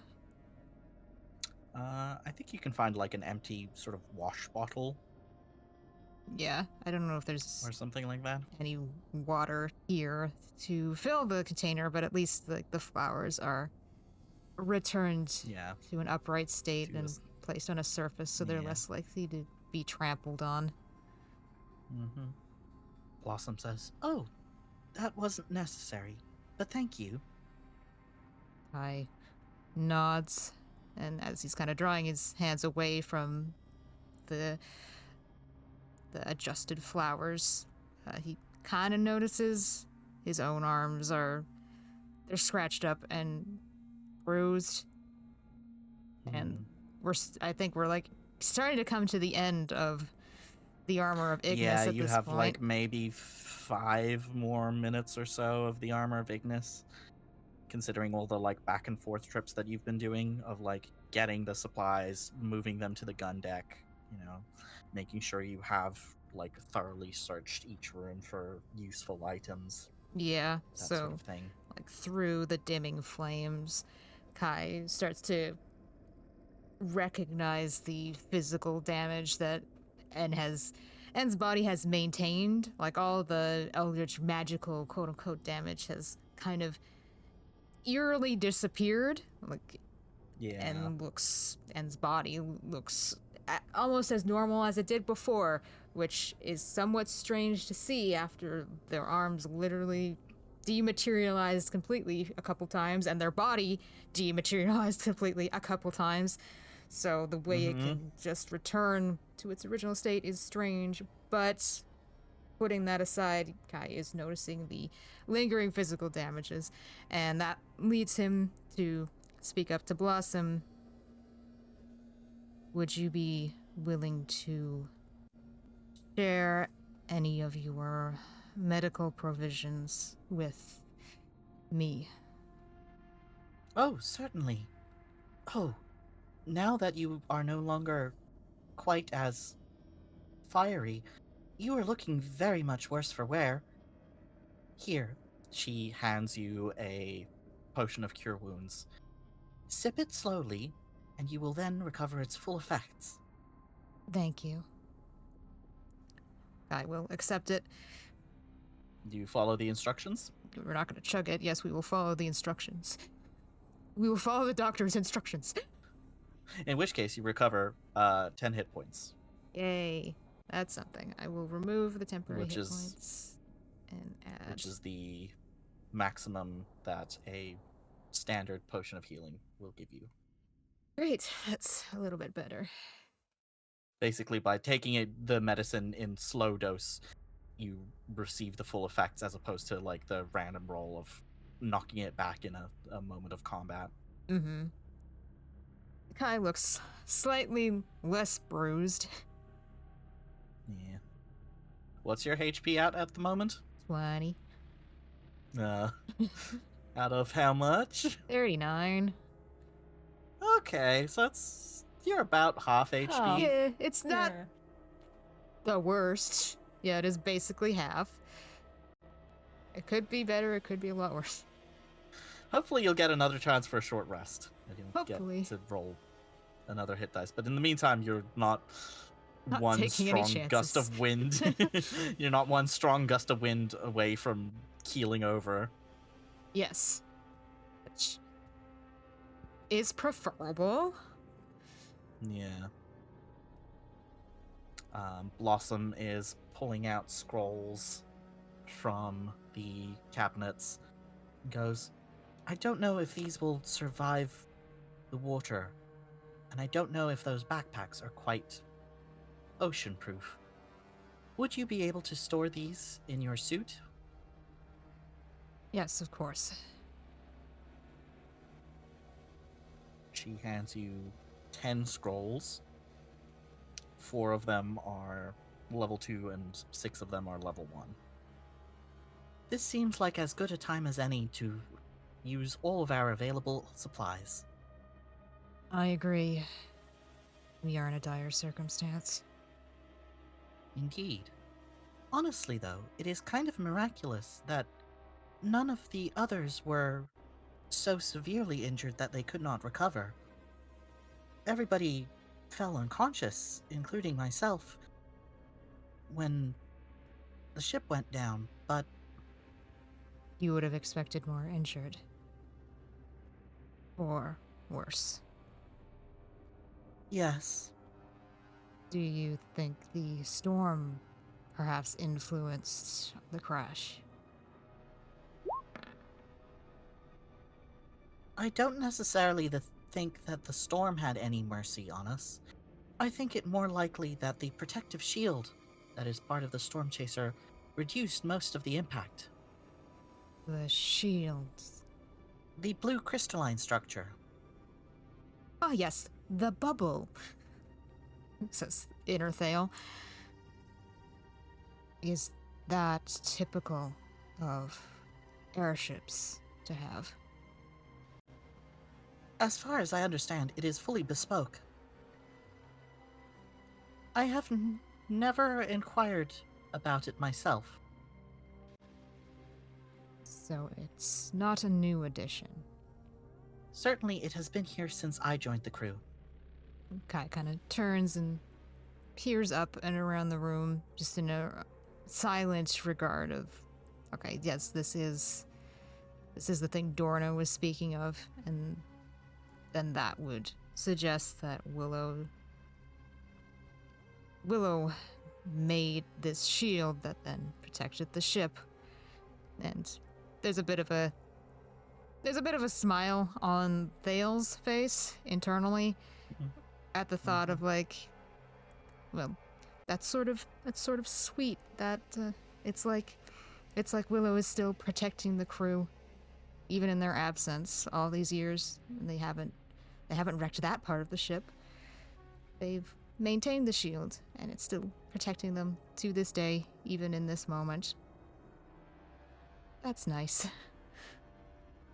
Then you remember that as you were approaching the Stormchaser from below, there was no the shine of that shield to be seen anywhere. How is that shield operated? I'm afraid I don't know. Kai nods. If it was powered by the elemental in any way, then that would be problematic, but if there were a way to get the shield operational again, that could be highly beneficial to our circumstances. Oh, yes. You should mention that to Emma. I will. I think Blossom looks around the room again. You can see her staring at a bookshelf with rails that's like things are sort of trapped in there so that they can't fall loose as easily. You can see textbooks on like medicine, potion making, and what looks to be like a handwritten journal. What languages do you speak? I will send them to you in private because we haven't revealed them yet. So there is a name written in modern Dakani on the spine of what looks like a handwritten journal. Wow. Not a name I recognize? I don't believe so. Was there a particular book you also wanted to bring with you? I don't think it would be useful to bring anything along at this point in time.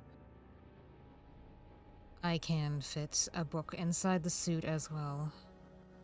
I don't take up much space. If you change your mind. Perhaps it would be a comfort to bring a journal along. She removes the handwritten journal from the bookshelf. This belonged to the previous surgeon here on the Stormchaser. I tilted his head up a bit regarding it. Ah, I see. He was very good at what he did, but he decided to retire. I see. You've been learning from his journal. Yes. When I am not in Orthos to learn from him directly. I nods. On the topic of comforts, would there be anything in particular that we could bring with us that may assist in soothing the crew? Oh, that is a good question. Well, they like to drink intoxicants and party and dance to loud music and wear fine clothing. Is there potentially a less debilitating, more portable option? I wonder if there is any of the confections within the kitchen that would be available. Guy makes a micro expression of and does like sweets. This is true. There are things greater than biscuits and beans that may be comforting.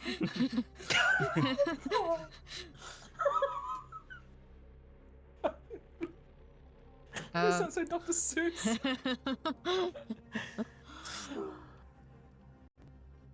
Yeah. We'll, I guess, if we're done in the infirmary, gathering up those things, we'll probably, head towards the mess and look for candies. I think Blossom quietly says, "Thank you for offering to take Dr. Stern's journal." Guy nods. You kind of glance at the name on the journal, which does not say Stern at all. What does it say? Is this another claptrap situation? This is a very Dakani name, and I think even you would struggle to pronounce it as somebody who like can read it. The name is Hrocker. My throat doesn't do that.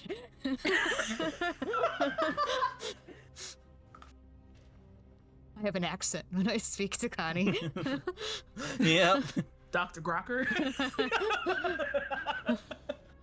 It is clear that Stern is a nickname. Gotcha. Alright, so So my Dakani accent You- aside, or my accent when speaking Yeah. Dakani aside, yes, candy? Sweets? Candy. Let's go to the kitchen. So, you head past the infirmary through the mess where you can see empty tables and chairs all tossed asunder. Some have broken, a leg wrenched off here and there. Wall decorations are hanging askew. There's carpets here of deep reds and royal blues with little gold outlines. There are big windows to let in the sunlight that is not here. And the printed wallpaper features sort of like lightly swirling cloud and floral motifs in powder blue. You move through to the kitchen, which shares a wall that you think you can see like some signage somewhere that points towards the elemental engine as you like walk through the galley towards the pantry and look outside to see like another set of stairs. I'd like you to roll a stealth check again. Right. 19 for Blossom. Nice. Nice. 17 for Kai. Very good, very good. You can hear that there are occasional bony footsteps ahead. Looks like on the upper deck is where the skeletons standing sentry are. Alright. I will make some gestures to... Just a small gesture. Doesn't need to expend a message. Just Yeah. wave her down and point upwards just to draw our attention to the sounds. Yeah. Blossom nods. Theo has a little shiver down his spine. Yeah. Still doesn't like hearing marching skeletons marching undead in places he can't see them. Yeah. You can see that as like you turn around the corner and just like examine what the lay of the land is. There's the stairs leading up. Beyond it is, you realize, an elevator shaft that is like completely darkened. Looks like that's been disabled with the loss of the elemental engine as well. Hmm. And you think the elemental engine is nearby here. You can see the brass piping and circuitry that would divert heat from the fire elemental to the stove and oven here in the galley. Beyond that, in the pantry, there's like a large icebox containing fresh foods, fruit, summer vegetables, cured meats, eggs, so on. Give me a perception or investigation check to see how long it takes you to find things. Hey. Fantastic. It's another 7. I think I know why though. When Kai finds the icebox with like the fruits, I'm going to say there's an apple there. He extracts it and starts eating it. Yeah. Just immediately honk, honk, honk. Dishonored crunch noises. Yep. When you're low on health and you just like eat whatever food you find. They're like, see, isn't that better?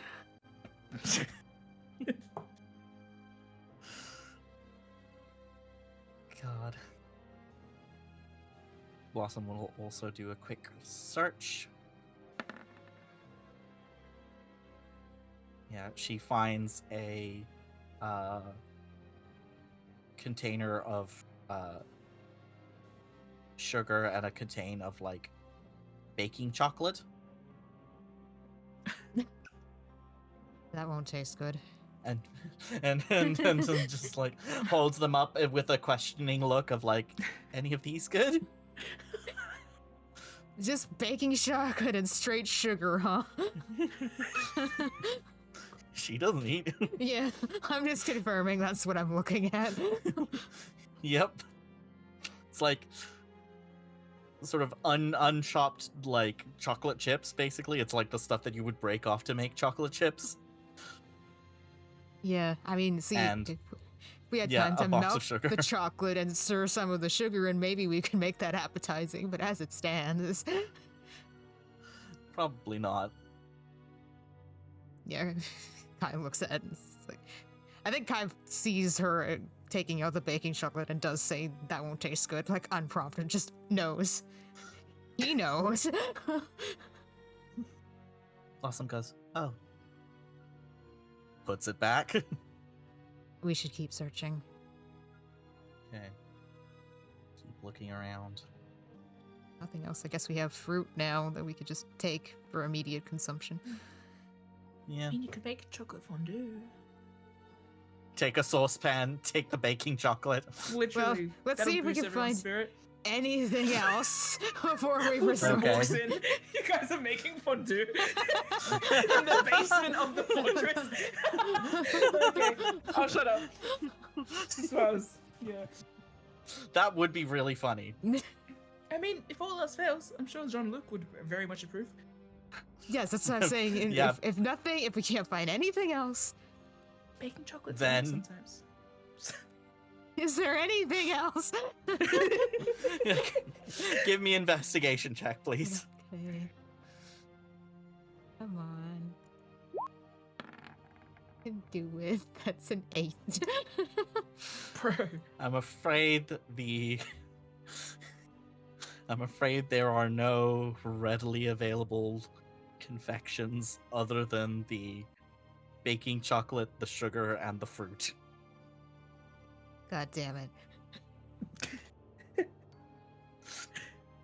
Basement fondue.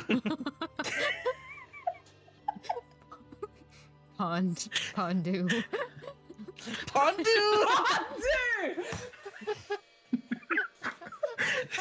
This becomes your new legacy.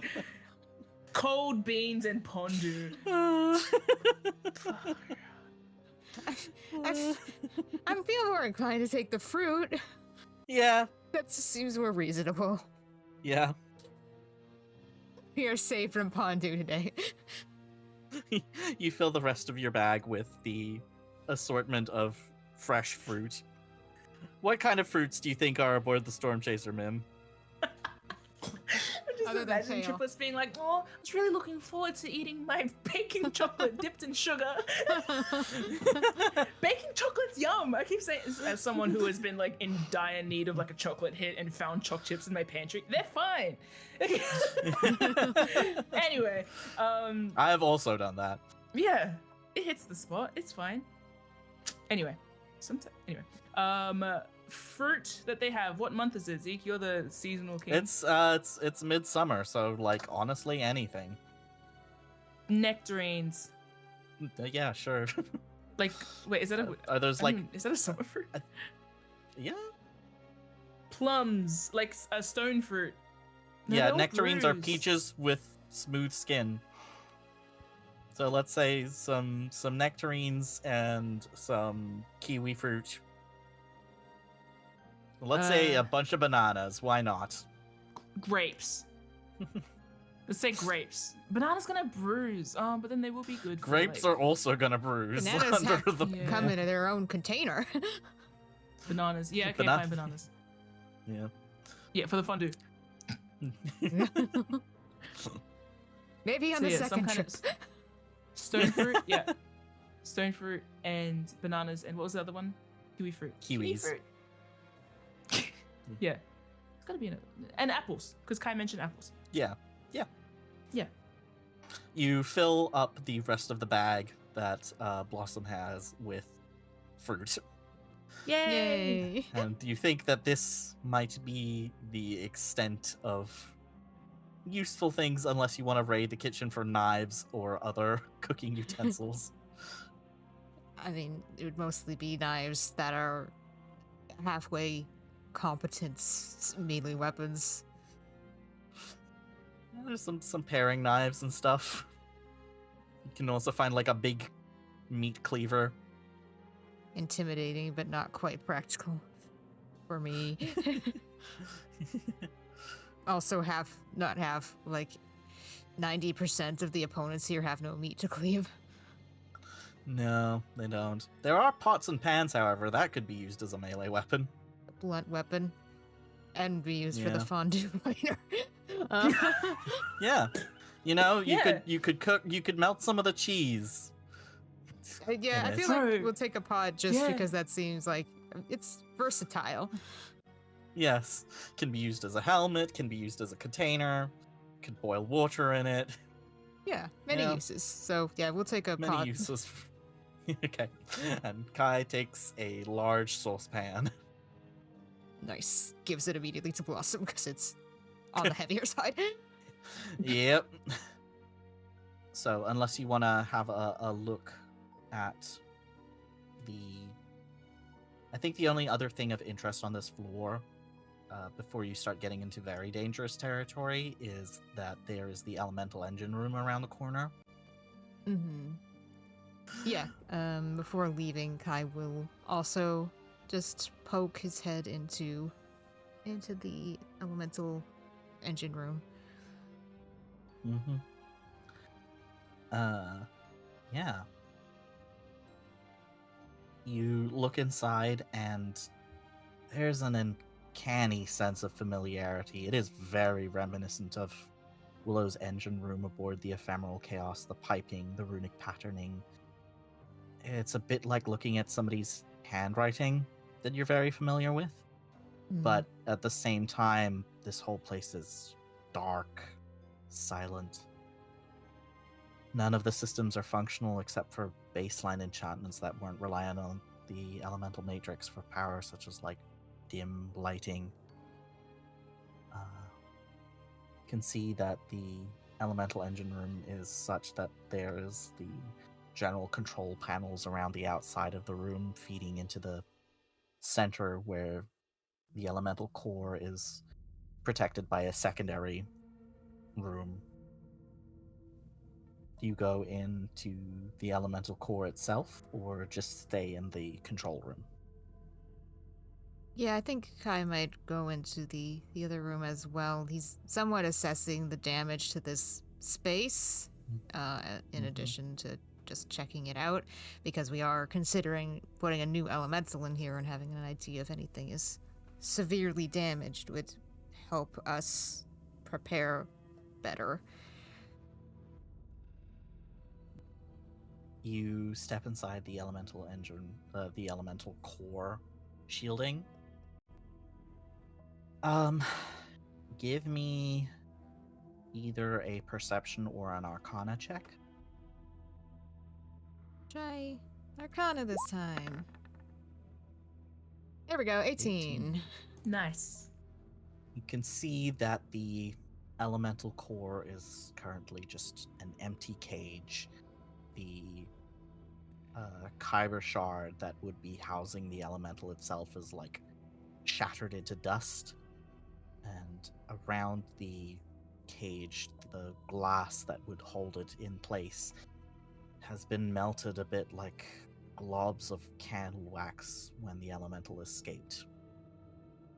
It's honestly a miracle that the damage is so contained. It basically seems like it just found a gap in the restraints and slipped through. Like a fish through a net. You can see some charring and soot from where the fire had flared. And you think that the dragon shard that held it is probably completely inert at this point.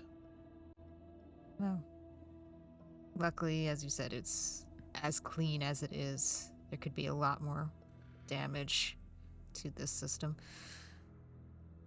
There is something a bit poignant about seeing a construction that has a lot of Willow's hallmarks on it being empty and singed and essentially dead and desolate. I believe Thale would call these almost cinematic parallels. If we had to imagine what the backstage of Willow's mind might have felt like after they abandoned the Stormchaser, it might be this. But that's not what we're here to do. So, once they've finished assessing the damage, I will step out. Blossom looks at you, waiting for you to send a message. I believe we've gathered all of the immediately necessary provisions. We should probably try to head back. Agreed. Let us be off. Kai nods. With any luck, we'll be able to return here with more people. Yes. Make a stealth check as you depart. Alright. The loot. 11. Oh. That's bad, guys. So, failed check means that as you are departing, I think you get to the steps down to the gun deck and start moving forward. The heavy load of food and equipment that you've taken with you at this point jostles a little bit. And there is the sound of footsteps following down. The skeletons are suspicious. So suspicious and checking out. So they've heard a suspicious noise and they're coming to look, but it's not an immediate alert. What was that? Yeah.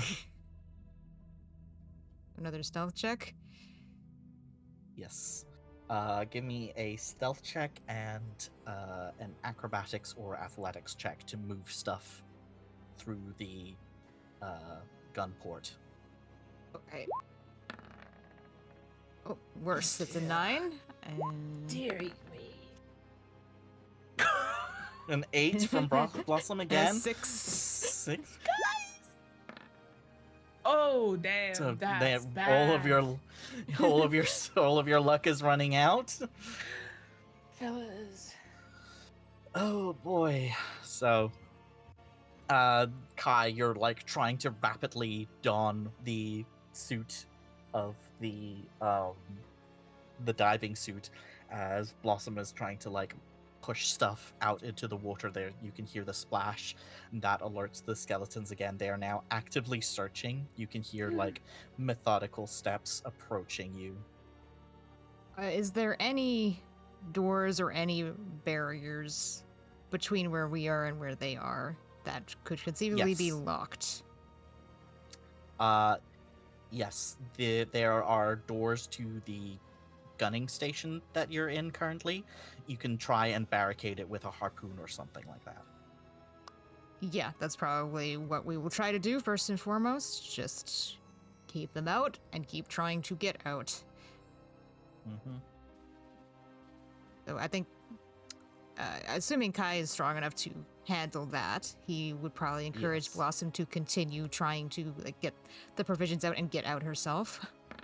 Yeah. Come on, Blossom. Dang. Oh, We got a lot of stuff. she's trying to move stuff carefully down. Kai, make a sleight of hand check, I'm gonna say, to wedge the harpoon such that it blocks the door. Okey-dokey.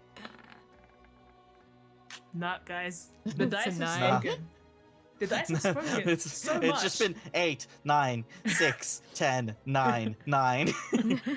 Yeah, guys, Number station at the back here. the dice god said, "Let there be altercation."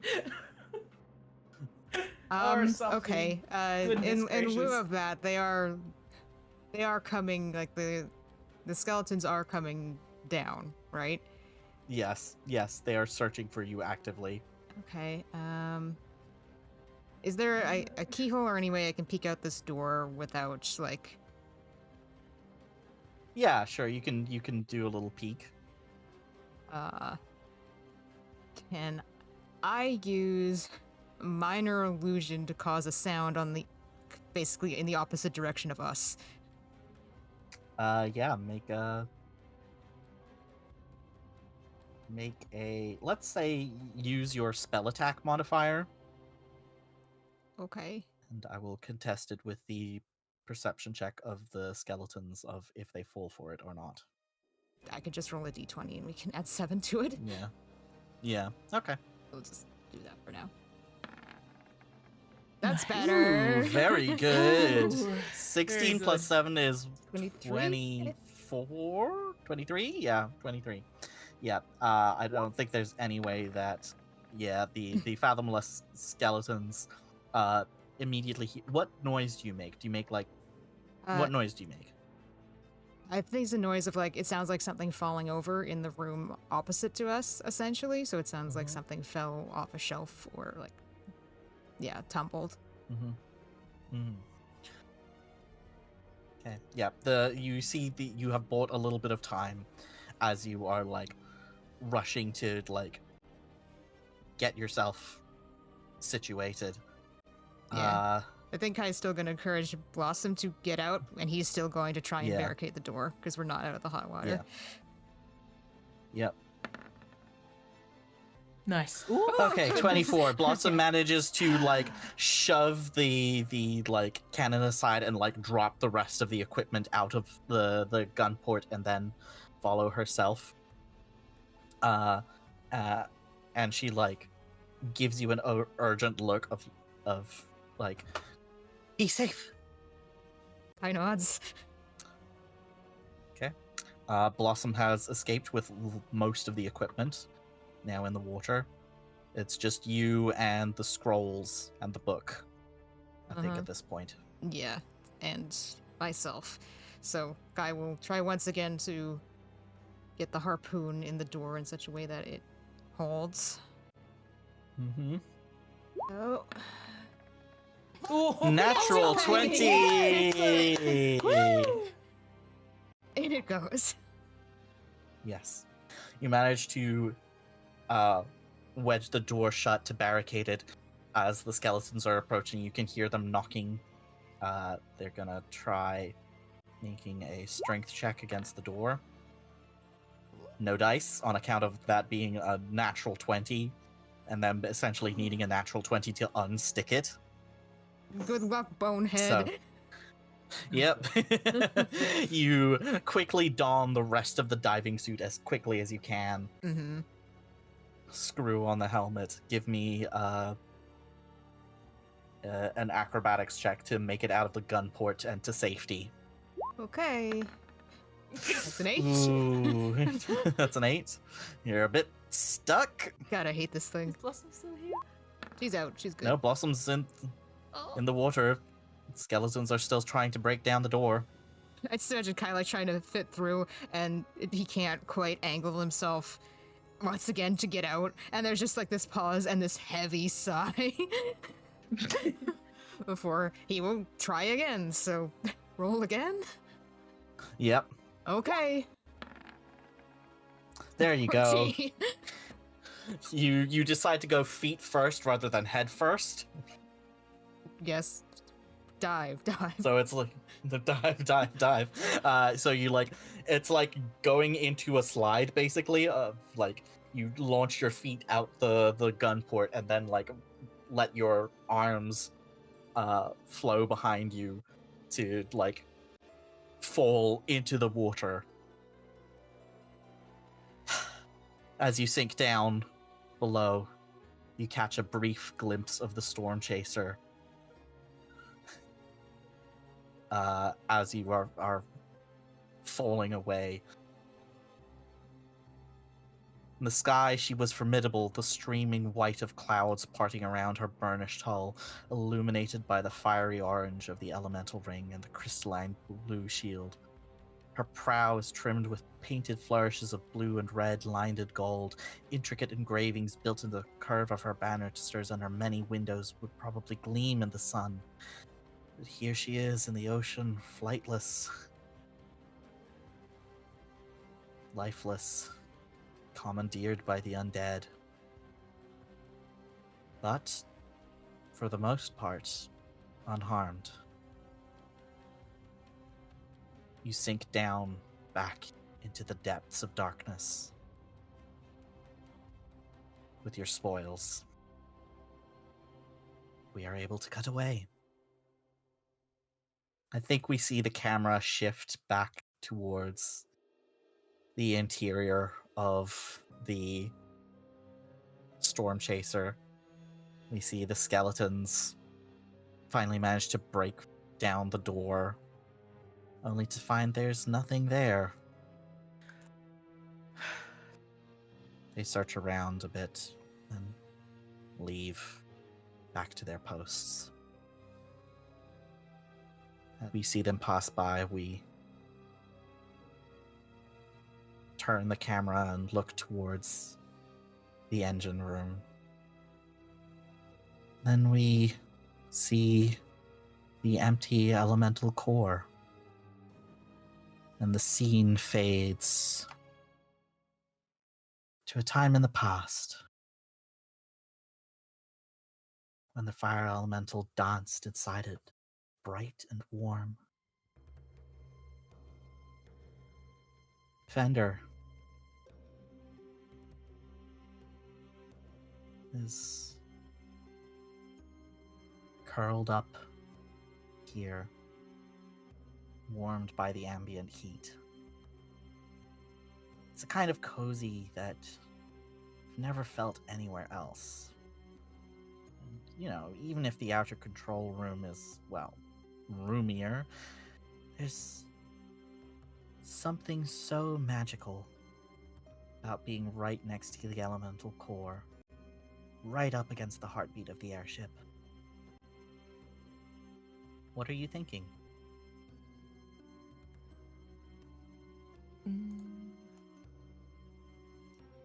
What am I thinking? That's a difficult question. What's there to do? There's always things to do. Should probably narrow Well, that there's down. always things to do, so at the moment you're just sort of, well, you're waiting for time coasting above Orthos. You've just made it back, so it's really more you're taking stock of what all is there and so on.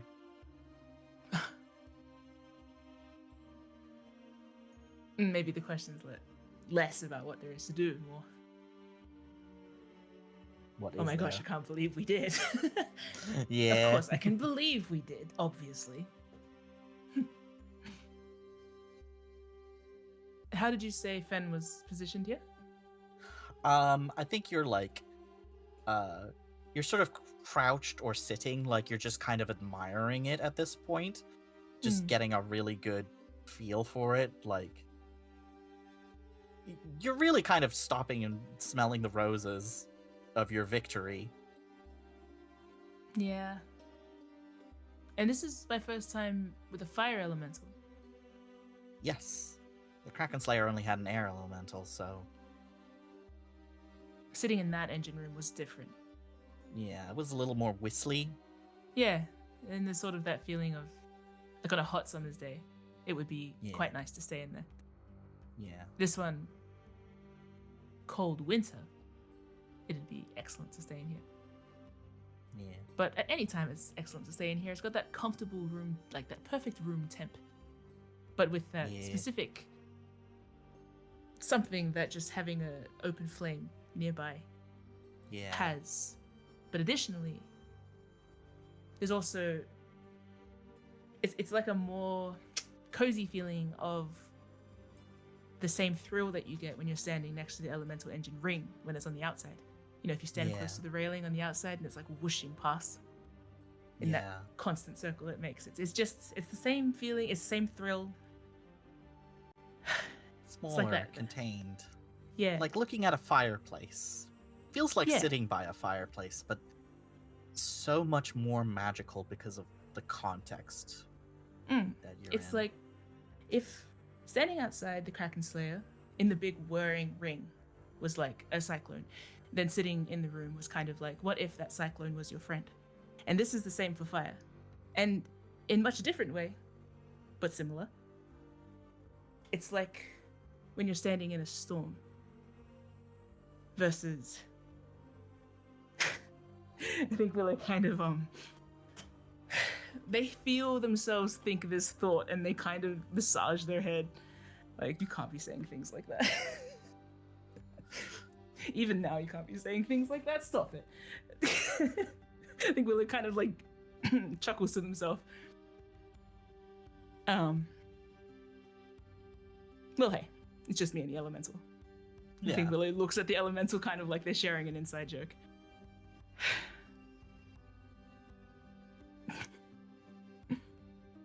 You feel giddy with like joy, like this like excited fluttery feeling in your stomach and chest. There's an incredible lightness, like you could take off and fly away. And you can, technically you're in an airship. Technically that is the primary function of where I am currently. Yeah. And the people I am here with. Oh, they did not see it coming. Willow's so giddy. Ugh, yeah, giddy is a good word for it.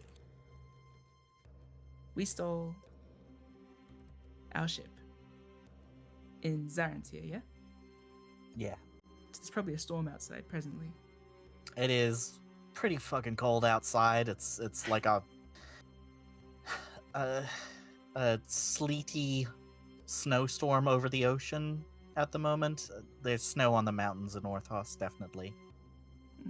So this is really quite cozy and warm. Sorry. I think...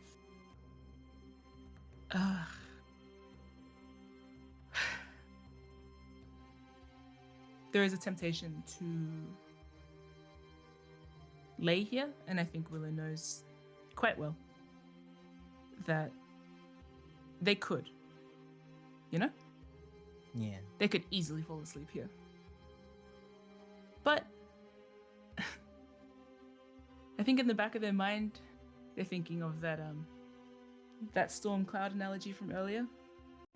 Mm-hmm. There's probably somewhere else in the ship that's a little bit more comfortable to lay.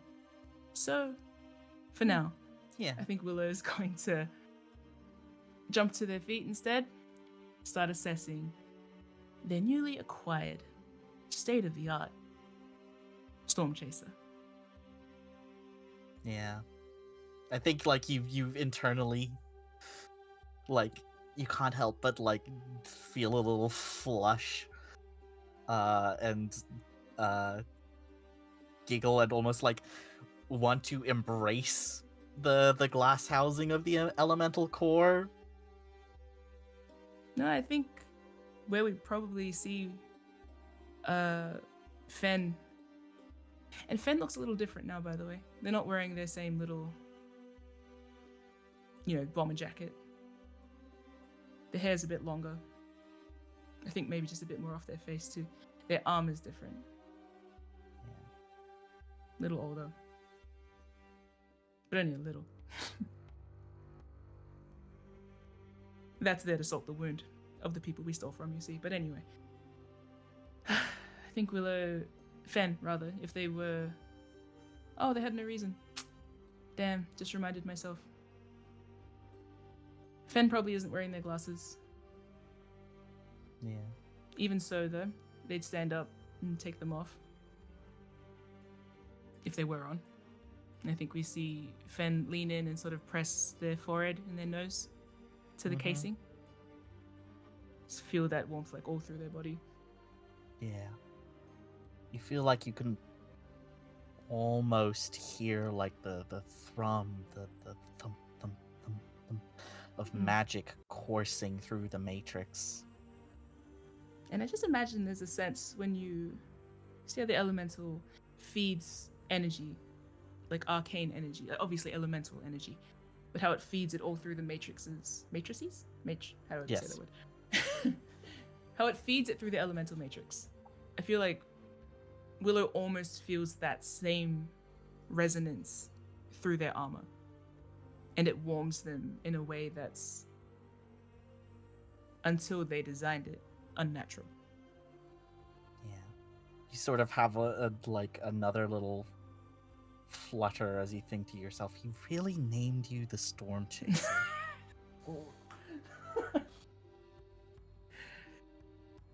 Yep. Well. And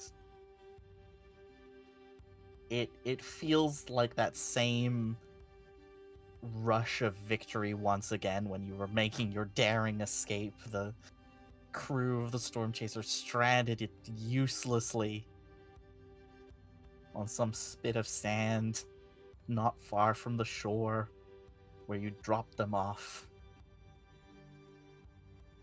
Just, this was always meant to be your airship. Well. Our airship. You are so perfectly content in this moment, basking in the warmth of the elemental core, listening to the gentle rhythm of machinery. Taka-ta-tum, taka-ta-tum, taka-ta- Thump! Oh. You are jarred awake. With a start, as you hear a loud ah! Oh, man. And the sound of Mei stumbling Mei-Mei? around, the fluttering noise of wings and indignant shouts, both humanoid and avian. What are you doing here, you stupid bird? The window is that way! What? Willow, you wake up. It's like an hour later or so. Maybe 2? You feel like you've slept for 1,000 years. Oh, Lord. Fully disoriented. Willow's eyes jump open, and then immediately, lights! Yeah. Willow like shoves their glasses back on their face. What? Do I hear a bird? Yeah. And Mei, I hear a loud Yeah. noise aboard this ship. I'm like, what's Claptrap done now? And it's like, oh, huh? Mei. Okay. Okay. Can I do while I'm getting my bearings, keeping in mind I did make an effort. Willow didn't just conk out. It's clear that Willow made an effort to have a nap. Yeah. And well, they accomplished a nap, presumably. Yep, you've had at least a short rest. Okay, not enough to shake my disadvantage though. Yeah, my point of exhaustion still here. No, not quite. You're feeling a little bit better, but like you haven't increased any. Yeah, capacity. That's fine. Willow's got it in their mind that they have to take it easy if they're going to be of any, able to do what they need to do. Yeah. I wouldn't say of any use, but Willow might. Okay. So, can I make a quick perception check to see if I know what that sound is? Yeah, other sure. than what I heard? Just more information? 11 mid. You hear the sounds of person being startled by and trying to shoo a bird away that is clearly somehow managed to get stuck inside of the ship. Okay. Yeah, that's just about as much as I figured at a glance. So Willow's going to open the door and peer out, looking a bit like, what? Yeah. I'm gonna make a roll for Mei to Let's do Dex check to see if she can. Oh, not bad. Not bad, not bad. Let's make a check for the gull.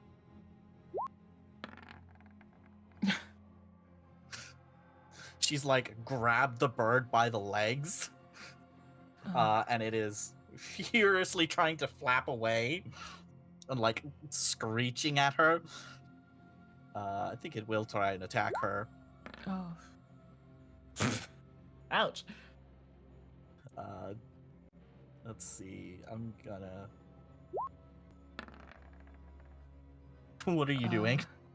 I think that Willow's sort of had their jacket half clipped on, but I think upon seeing this, they're going to try and take the jacket off to toss over the bird. Yeah. I'm going to use animal handling. Yep, go for it. At disadvantage. 8. I chuck it over May. I miss. Yeah, I think you do chuck it over May. I'm still half asleep. He's like, Yeah. And Willow says, hold still, and then throws it over May by accident. I think May like does another yell and accidentally lets go of the gull. Oh. It's like You trying to freed get it. the jacket. Jacket up. Yes, the seagull is free.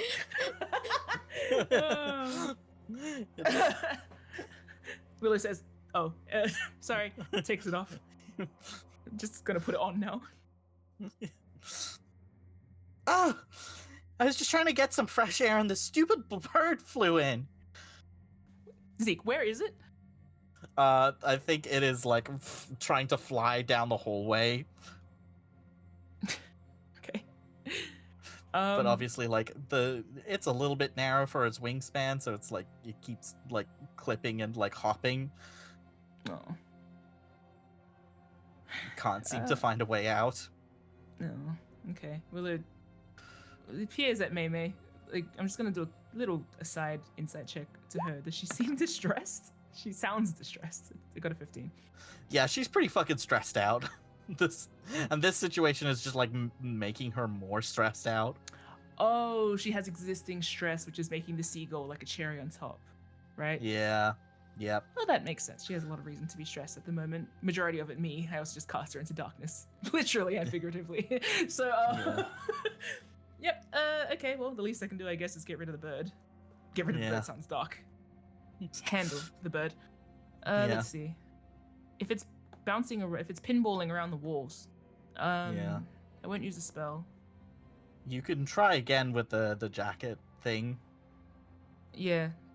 Or no, I you think I can might try and find ask May to like team coordinate to give you the help action. Yeah, no, I will. I think the jacket maybe. Oh yeah, no, the jacket. Maybe something smaller. My bandana. It's a bit too small for a seagull. Seagulls are wild creatures. Mm-hmm. Yeah, I guess the jacket. So Willow doesn't clip the jacket back on yet. Holding it like a matador. Willow looks at the seagull, and I think we'll comment to May. Well, it's stuck, so there's only one way it can go. That or it dies. Willow starts down the hallway, expecting May to follow. They're holding their coat. Olé. Yeah. Looking like they're waiting for it to kind of get on the floor so they can chuck their jacket over it. I think Willow might direct May in a sense of like they sort of gesture at her with their hand, like silently saying to go past the seagull so that like she can corner it. Yeah. May will make a stealth check. Wow. 26. She, like, now no longer in direct melee with the seagull, is able to, like, scoot along the side of the wall. The seagull. Oh, nice. The seagull is eyeing you up suspiciously. Me with my big multicolored big jacket. Yeah, the big coat. I think Willow would whisper to her, make hand gestures at her. Do you have food? She shakes her head like, no, why? Just I'm mouthing it at For you the across. bird. Willow gestures to their stomach like, oh, I'm hungry for the bird, obviously. May gives you a big exasperated shrug. Guys, No food? no. Do I have food? Do I have anything that looks like food? Not really. That's okay. We'll just rely on You brute have a strength. biscuit in your party pockets? Do I have a biscuit? Can I do a fortune roll for a biscuit? Yeah. Roll I call a upon d20. the patron god of sky. I beg you, give me biscuit. D20? Yeah. Biscuit and beans. Biscuit and beans. Biscuit. 10. I don't think I got I'm gonna say you have like a little bit of a crumb in your pocket that you're like, oh. Half a graham cracker. That's bad. Why do I have a quarter of a graham cracker in my back? I need to clean my pockets. Yeah. Yeah. Okay. Fortunately, seagull stomach, not very big. Huh. Okay. Yep. I think I'll chuck it towards Mei so that it's like its back is to me. Make a sleight of hand check. At disadvantage. Oh wait, can I get a help action from Mei? No, I'll keep the help action for when I actually have to catch it. I chuck it at the bird. I chuck the cracker directly at the bird and it sees me do it. I rolled in that one. the biscuit unfortunately falls to pieces in your fingers and just like sprinkles over the bird. You just pocket sand a seagull? Yeah. Oh my god. Which startles it into the air. You and May have to leap, make an animal, make an attack roll. Honestly, see if you can snatch it out of the air and bundle it up. I feel like I'm gonna still whack it with my jacket, but Yeah. it will be an attack roll because I think it's gonna be a lot less gentle now. Yeah. What? How do I roll attack again? Fuck, I always forget. Just roll with your rapier. Rapier? You're not actually just for the dexterity plus proficiency of it. Yeah. 22. Hey, you. Okay. I'm gonna make a dex check for the seagull in case it rolls a nat 20. Absolutely not. No. What started as like, we'll just gently coax it into this, turned into like whatever, and then you hear the like as it like gets caught in Willow's coat like really messily. Yep. Seagulls. I love seagulls, but I've also lived in Yeah. Sydney for most of my life, so Yeah. I know that they are harmful creatures. Anyway, I'm joking. So I've got it. It's bundled, and I think because I caught it so aggressively, it's angry. It's like, Oh yeah, it's really flapping. Make an animal handling check to see how gently you can get it to the nearest window without harming yourself or the bird. May will give you the help action here. well, we can take the one on the left if it was a help We'll action, take or the should I one on the reroll? left. We'll take the one on the left. Okay, which was a 19 for animal handling. Thank goodness. Thank goodness. So, like, you bag it, May comes and, like, helps, like, wrestle its wings close to its body, and the two of you kind of, like, rush to the nearest open window. Like, May had opened a porthole, which is how the seagull had got inside in the first place. Good job. And, like, very carefully you manage to, like, peel away your coat so that it, like, head out first and then, like, gently scoot it beyond the windward so it's no longer trapped next to the ship. Oh my gosh. It's just like this big, awful sigh of, like, from May. Willow pulls their jacket back, and like as they're swatting it out, they find a feather in it, and they like look at it and then hand it to May questioningly, like, "You want it?" She gives you a real squindle's like, no, thanks. Willow pockets it, and will now return their coat to their shoulders. Well, Willow stands aside so that she can enjoy the air, and gestures at it like, "Breathe deep. That was hard won." They will say that actually out loud. Yeah, Mei sighs and says, thanks.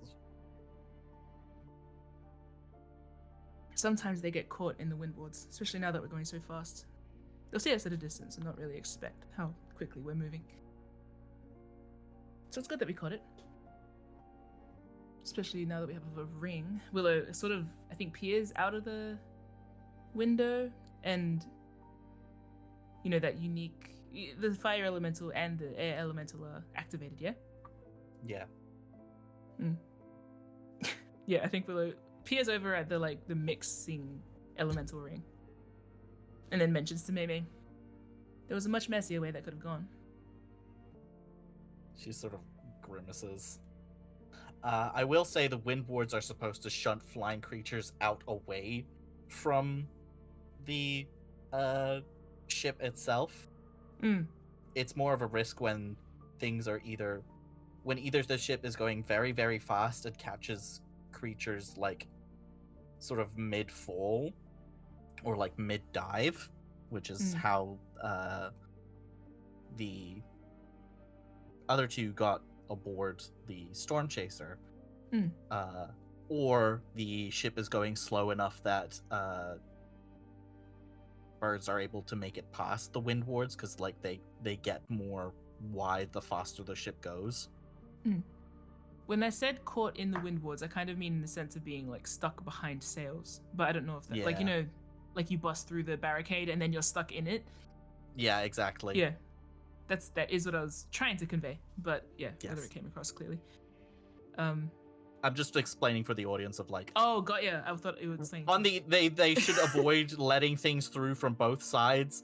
So like the bird clearly got in either when you were going too slowly, or like it was diving and fell in and then got stuck behind it. So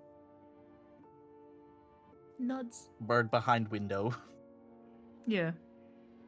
Yeah, so Mei is just sort of gives you a bit of a side eye and sideways glance after saying thanks, and just leans against the porthole, looking out at the land below. It's moving quick. Yep. I think Willow. Getting mixed up with the names. Yes, Willow looks like they're about to give her space, but then they rolled that insight check initially. That was like she's stressed about the bird, but she's stressed just in general. Yeah. Yeah. I think Willow will ask her, like they sort of stop as they're about to leave, and they say, "Anything interesting happened in my absence? Not sure how long I've been out." We're making better time now. Been flying for maybe an hour at higher speeds. So, no, not really. I think Willow kind of leans back against the wall opposite her and tips their head at her. Suppose the seagull isn't the only thing stressing you out. What gave you that idea? Willow smiles and gestures at her in her entirety and then folds her arms. She rolls her eyes. Yeah, that's a common response. I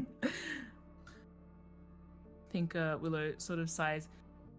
You're clever enough to recount the history of a fort while half awake. I'm pretty sure you're clever enough to piece this all together too. Piece what all together? The mess we're in. Oh, yeah. Yeah, it's bad. There's one part I can't figure out, though. Then she goes, never mind. Nothing more stressful than a problem without a solution, if you'd like to raise it.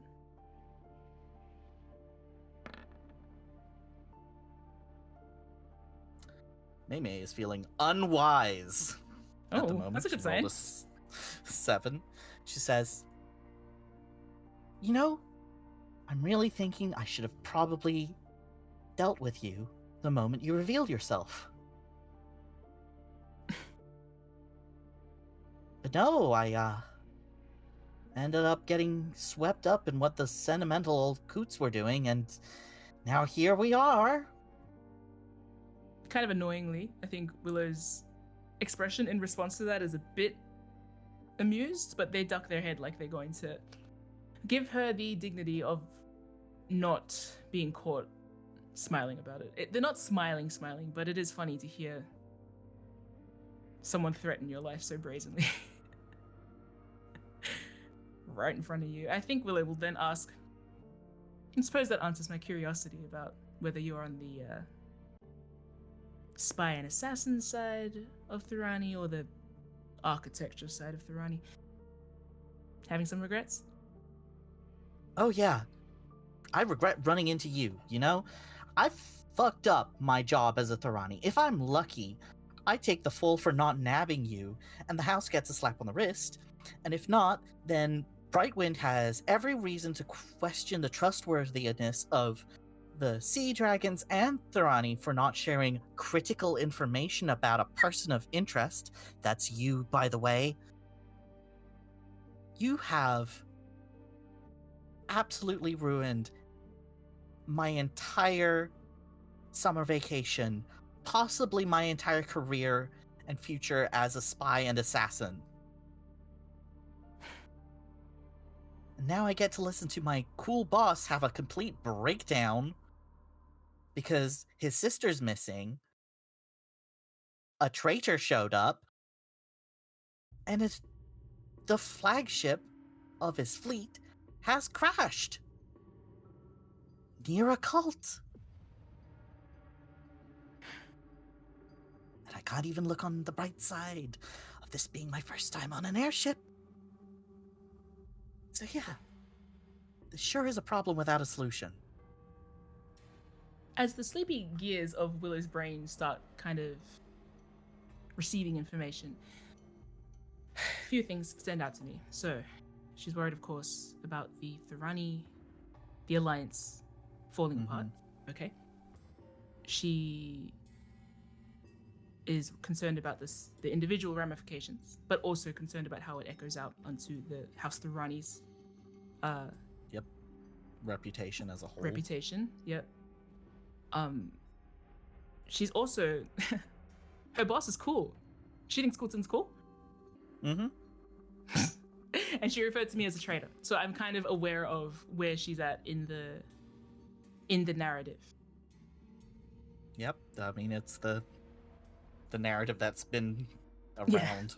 Yeah. Yes. And even if she has heard his breakdown, she has remained unmoved on the traitor side of things. And there was one more part at the end that I was gonna... she's excited to be on an airship. She would like to be excited to be on an airship. But instead she's stressed. Mm-hmm. Okay, I hear all that. That's a lot. Say, can I ask a question? Rather, tell me if I've understood this correctly. You work for the Wind Whisperers presently, yes? But you serve House Thorani first and foremost? Yeah, if you want to call it that, sure. Are you particularly assigned to the Stormchaser crew among the Whisperers? I was... The prince himself. No, I was understand that you technically were assigned to the the... Krakenslayer. Are you going to let me answer the question, or not? Willow gestures at her, speak. I was assigned to keep an eye on the Krakenslayer, make sure there were no saboteurs while it was waiting for repairs, undergoing repairs. It was supposed to be just a chill gig, an easy job. Perhaps the scope of my question hasn't been understood. Rather, I'll ask Zeke. Mm-hmm. Willow is kind of asking whether she serves this crew in particular of the Wind Whisperers, or if it is an allegiance to the Whisperers as a whole. It's specifically with Coulton and his crew. Okay, I think Willow will elaborate. You are assigned to this crew. The Krakenslayer, the Stormchaser, they're all part of the same fleet within a large principality. Then yeah, I guess I'm just assigned to Brightwind. Hmm. And his interests. Wait. His business interests.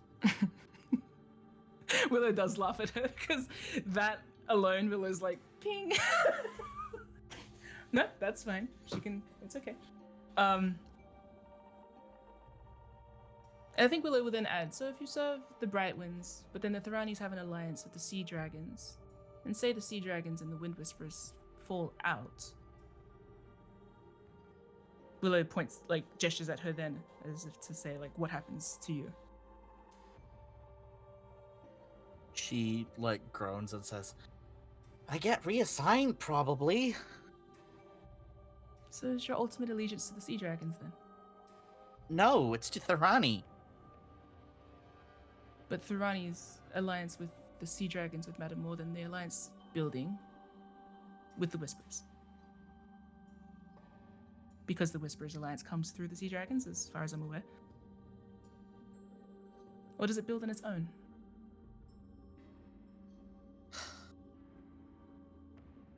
Well, Therani HQ is in Regalport. We haven't built a base up here. Orthos, yet.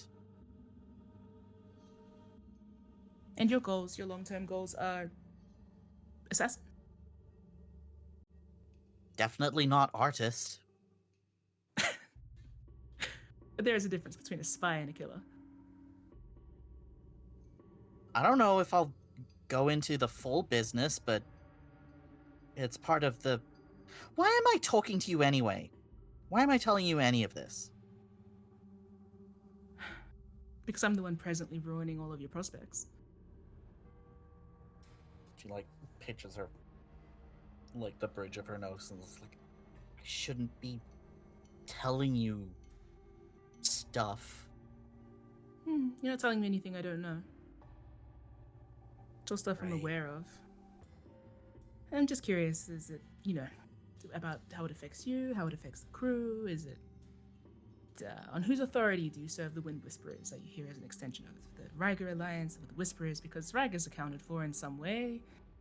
Even the others.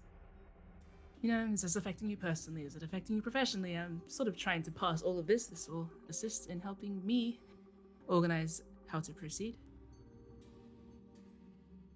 Yes to all of the above. No, then it's not as dire as you think. Well, Oh, yeah? no. Let me stand corrected. It is just as dire as you think. Oh, I love being right. In this situation. But it is dire in different ways, is what I'm trying to say. You said yourself, you think your boss is cool, so I highly doubt he's going to let anything particularly bad happen to you. She, like, makes such a cringe face hearing you say that. The way you said it What, the way she said it? is... No, the way you said that phrase is so just, like, yuck to her. No, fair.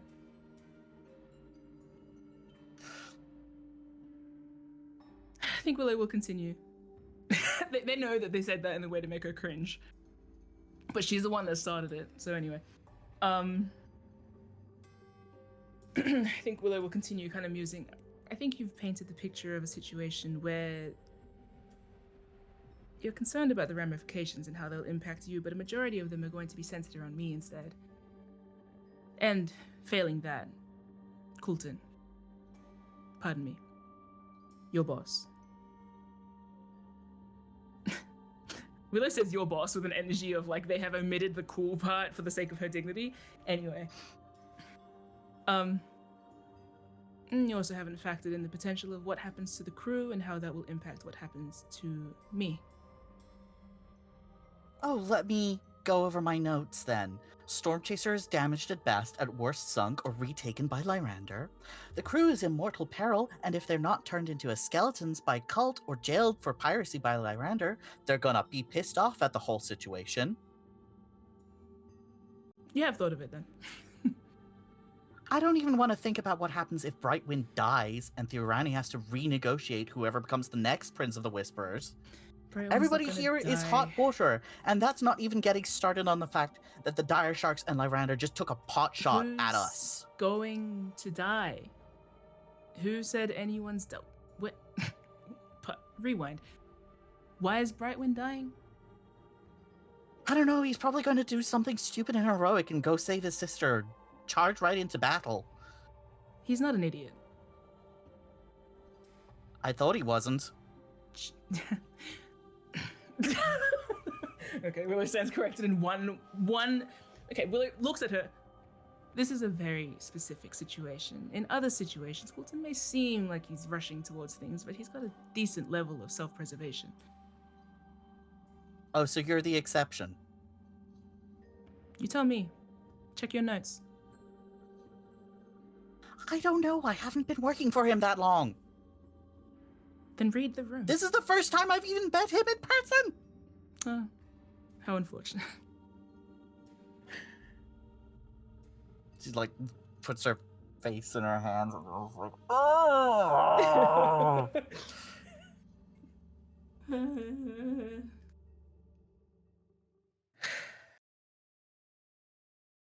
Dang.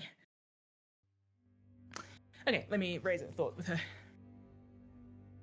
In the past however many years since Coulton has been prince, has the Stormchaser fallen?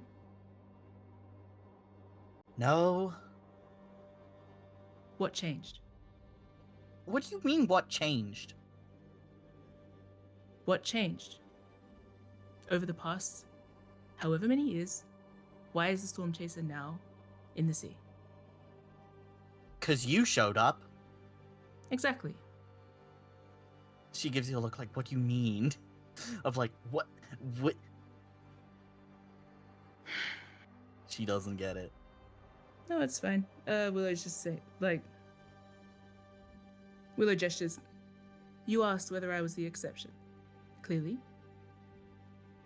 It checks out, doesn't it?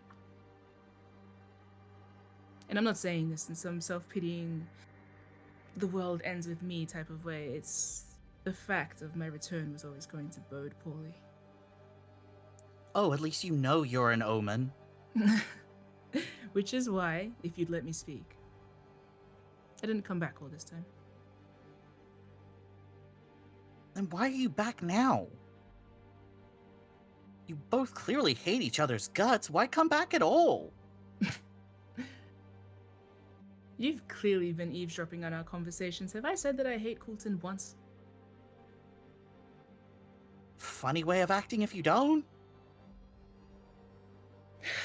Say, Willow like leans her head back against the wall. Meme, do you have any friends? Yes, I do. Asshole. No, just wondering. Do you have family? Yeah. Where do you call home? I guess Durrani HQ at Regalport? Really? I used to live in Salvage. And we recently solved a murder in Regalport. I don't know if you hear about that. Maybe? It's not the point. You'll be happy to hear. Or rather, I suppose that would make you happy to know that a lot of the actions taking place presently by both the Whisperers and the Sea Dragons are securing the safety of your home. Right. Does it? I'm asking. Does that settle you in any way? It wasn't in danger in the first place. Of course. And your family? Are they in Regalport? Do you not know what a dragon-marked house is? I mean, you're not in Regalport. Presently. I was gonna... I'm not talking about your extended family. I could ask where the rest of your family is pre-schism, but I'm not going to. I'm asking where is the family you care about? Jeez, that's a loaded question. I care about all of my family. Duh. Okay. I'm not close to all of them, but, like, who is?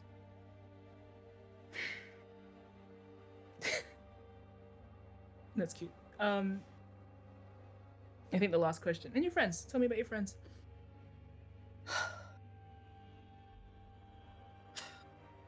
One of my cousins who's kind of my friend, more than, like, family obligation, is going to Eberron to study being a silversmith. Another one of my friends who's not a Thorani, by the way, have those too, is going to study art history for a couple years. Well, it's kind of idly... I think they're idly looking down now, like they're sort of just... I imagine Willow kind of fiddles with their gloves sometimes when there's nothing to do, with their bracelet. Mm-hmm. I think Mei is telling you about, like, all these, like, very long-term, like, years of apprenticeships or, like, sabbaticals that people are going on, as if this is, like, a summer holiday type thing. And she's gone to the Whispers. Yeah. She's gone to the Whispers. It's her gap year. She was gonna yeah, it's her gap year. She was gonna catch up on her reading, have a normal time. Oh, sorry. Anyway. It's very much like the feeling of, like, what are you doing during your college summer holidays? It's like, I'm just gonna hang out before I go back into, like, my training. Assassin school. Okay. Willow listens the whole time, and then they're gonna nod. They say, "That's nice. I am not asking this just to make a point, but while we're on the topic, have you ever considered what it feels like to lose all of that?" I think she's, like, kind of startled by that question. Let's roll an insight check, Mei. I think Willow will keep talking. Yeah, that's fine. You rolled a pretty low insight. Willow will keep talking. It cannot be understated how close I was with this entire crew, not just your boss. In fact, my answer to all of those questions would have fit in this airship, and then when it outgrew this airship, it fit in the Stormchaser. There's been a lot of questions about me and my Siren, Dargoon, whatever, heritage. Of course, that is my blood family. And that's part of it. But you ask where I want to go, who I want to see. Unfortunately for you and everyone aboard, my answer was here. Why? In your assessment of your boss as a cool captain, did you not ever stop to think how someone so young was able to be so prolific? It started with us, our small crew. I think Willow's kind of reflecting, and especially in this little hallway, you're seeing that moment again where they're not flicking through time so much, but there is that kind of, like, they're looking down the corridor and remembering. And, you know, the way different people move through it. Yeah. I think, you know, you see all of the members of the crew, even the ones that we haven't really seen lately. We haven't seen, you know, Cannonball at all. I hope she's well. But, you know, Dr. Stone, even, he's been there since the Krakenslayer days, the triplets, of course, Mags. Mags and Emma, like, I think you're particularly seeing little flickers of memories, like, particular memories, like you see the, like, the day Mags and Emma got married aboard here. Yeah. Yeah, and like the kind of like I imagine them doing the like carry you over the threshold thing Oh, for back sure. towards the Krakenslayer, yeah. And then there's a Yeah, little shot. Mags lifting Emma bridal Yeah. style, and Emma clinging to her neck, like fully like giddy and smiling, hiding her Stop. face against Magda's cheek. And like everybody in the background like whooping and cheering and throwing like confetti and Yeah, there's like a particularly aggressive chuck of confetti after Yeah. like Emma and Mags crossing over the threshold. It's like, you know, clearly I think you can tell there's like an echo of like a distant Coulton voice, like he's just dumped the rest of the confetti like through the Krakenslayer. just like wind blast confetti Yeah, through the yeah. corridors. Like a confetti cannon. Yeah, Oh my god. And that kind of dumb whoosh. yeah, whooping and cheering. Yeah, you also see an extension of that scene that Willow had where they were trying to sneak around. And, you know, Yeah. their armor was like casting stars across the walls of the Krakenslayer, I think he was saying. Yeah, And there's like the telltale Yeah. moment that like the captain's quarters door opens or something just in time for Willow to walk past it and be like, yeah, and it's Yeah. clear that their little like nighttime rendezvous to do secret research has now got company. yeah, But Willow doesn't look that upset in the past or present, honestly. yeah, It's a fond memory. yeah.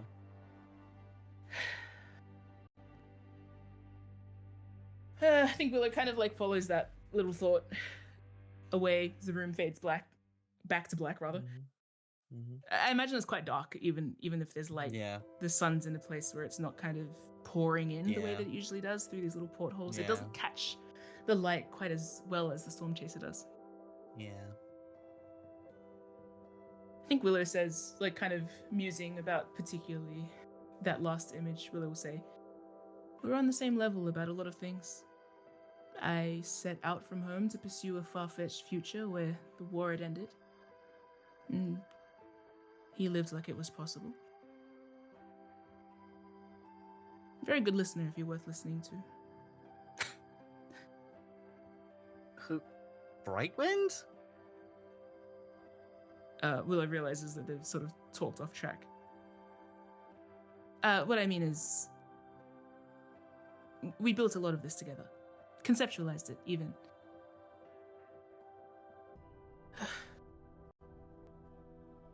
So I suppose the long-winded answer to the question is no, that's a poor takeaway. It's not because there's nothing left.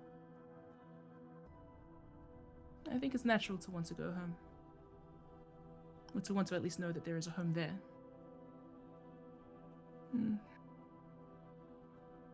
of course I've survived the past few years and just knowing that the home is there. Don't know what would have happened to me if it had... I do know what would have happened to me if it would have sunk.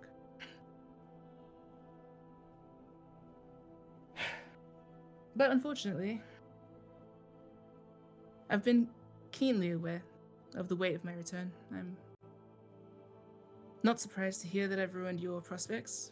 I wouldn't be surprised to know that I've ruined the prospects of the entire crew.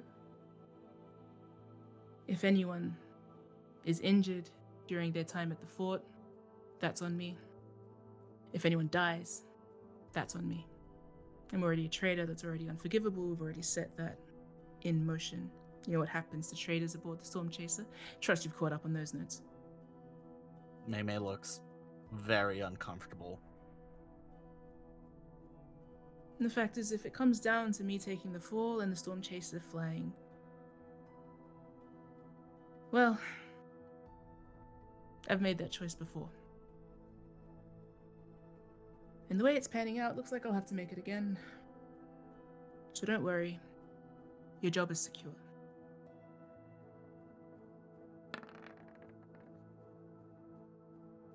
Mei pauses and says,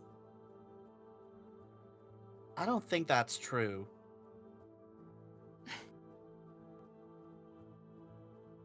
From everything I've seen and heard, I think if you try to jump again, Brightwind's going after you.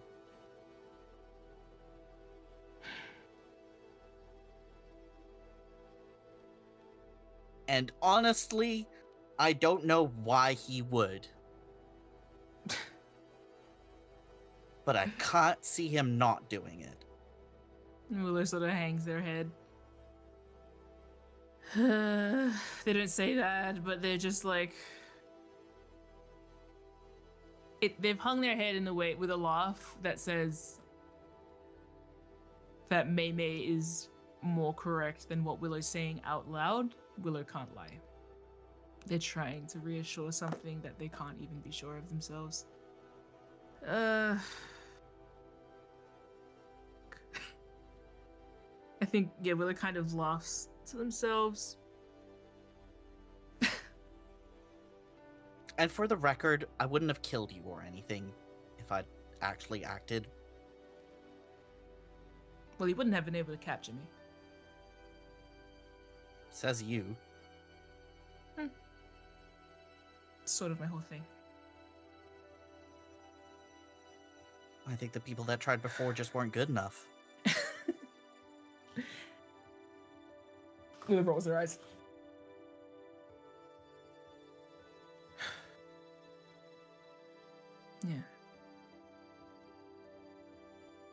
Yeah. Willow sort of... I think sort of Willow looks off into like the middle distance in thought, and they say, "Unfortunate reality of the situation is that it might have been better if I were dead and never came back. Then the unfortunate truth of the situation is that it can't be true both ways."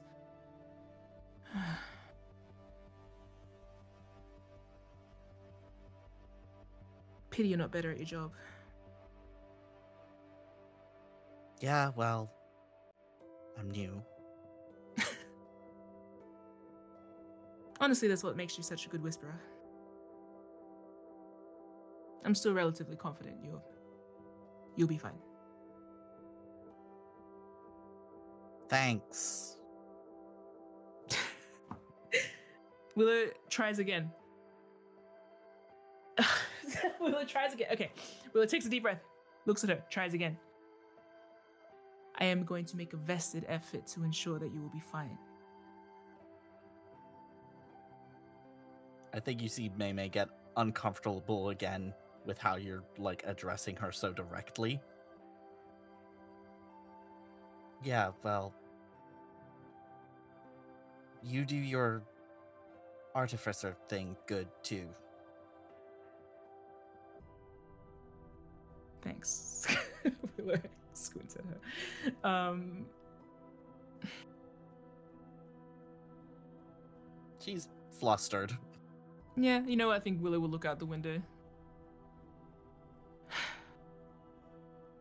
And upon looking back at the elemental ring, they're thinking again. Gonna say, in your notes, do you know why it's called the Stormchaser? No? Oh. Maybe find the answer to that and it'll all start making sense. Mei squints. Little ear flicky. I think we'll cut the scene there. Kai, you have safely returned to the submarine exit. I would like you to roll for me a D100 Okay. for the sabotage. That's an 89. 89. So, there is no loud explosion. There's no sudden alert. We'll cut away here and go to Luca. We see Luca dozing in the cold, narrow bed inside Fort Fathomless. There is a knock at the door. You've also been able to take a short rest. Oh, hell yeah. Can get my divinity back. Okay, lay on hands is long rest. And when I take a long rest, how many hit die do I get back? Is it my con modifier? All expended.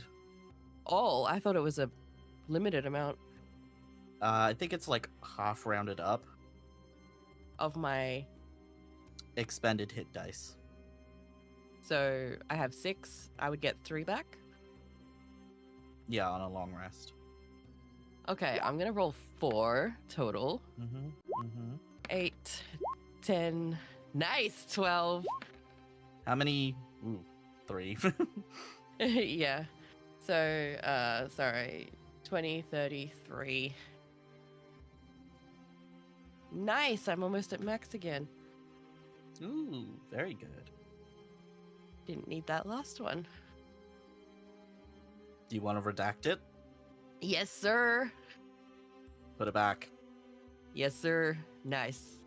You would in general add them up one by one rather than Yeah. rolling them all at once. Yeah. Well, I wasn't expecting to get so many good rolls, you know? Yeah, yeah. Okay, cool. I would like you to make a sleight of hand check as the door is opened and you are awoken. Oh, no. Oops, sorry. Ignore the... Oh, fuck, that's a natural 1. Oh, jeez. Cool. So, the crow skull that you fell asleep holding is visible in your hand Oh, cool. as Madame Agatha approaches the door Oh dear. and sees it. Oh, cool. I'm gonna die. Goodbye, friends. Goodbye, Luca. Nice knowing everyone. You know where we got that from, yeah? Yeah, Luca. I made sure to check last time. Luca remembers. She stands in the doorway, an ominous figure in black, as you open your eyes blearily, realizing where and when you are and what you're holding. There is a malfunction. It is time to prove your loyalty to the Order. Are you capable of assisting the Castellan? Luca closes his hand around the skull. Can I make an insight check? She's noticed, right? Can I tell that she's noticed? Yes.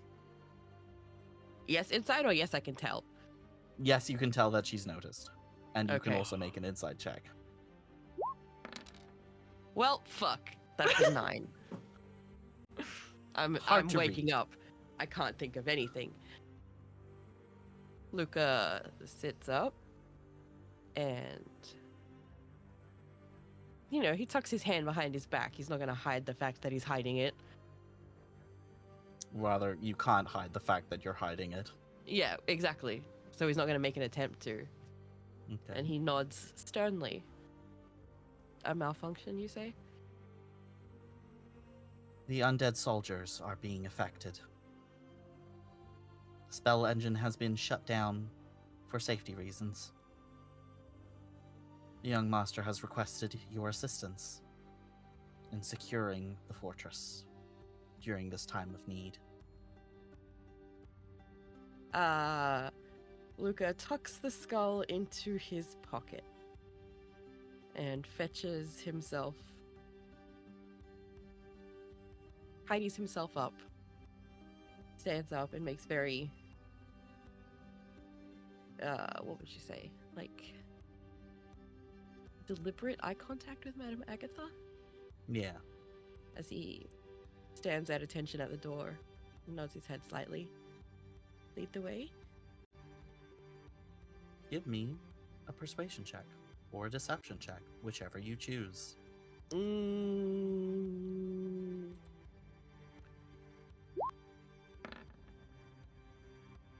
18. Swayze. Patrick Swayze.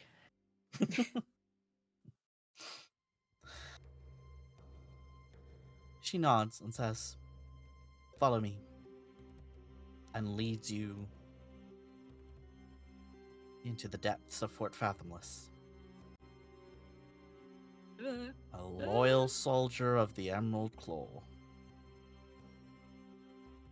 And that's where we'll end today's session of Metanoia Blues.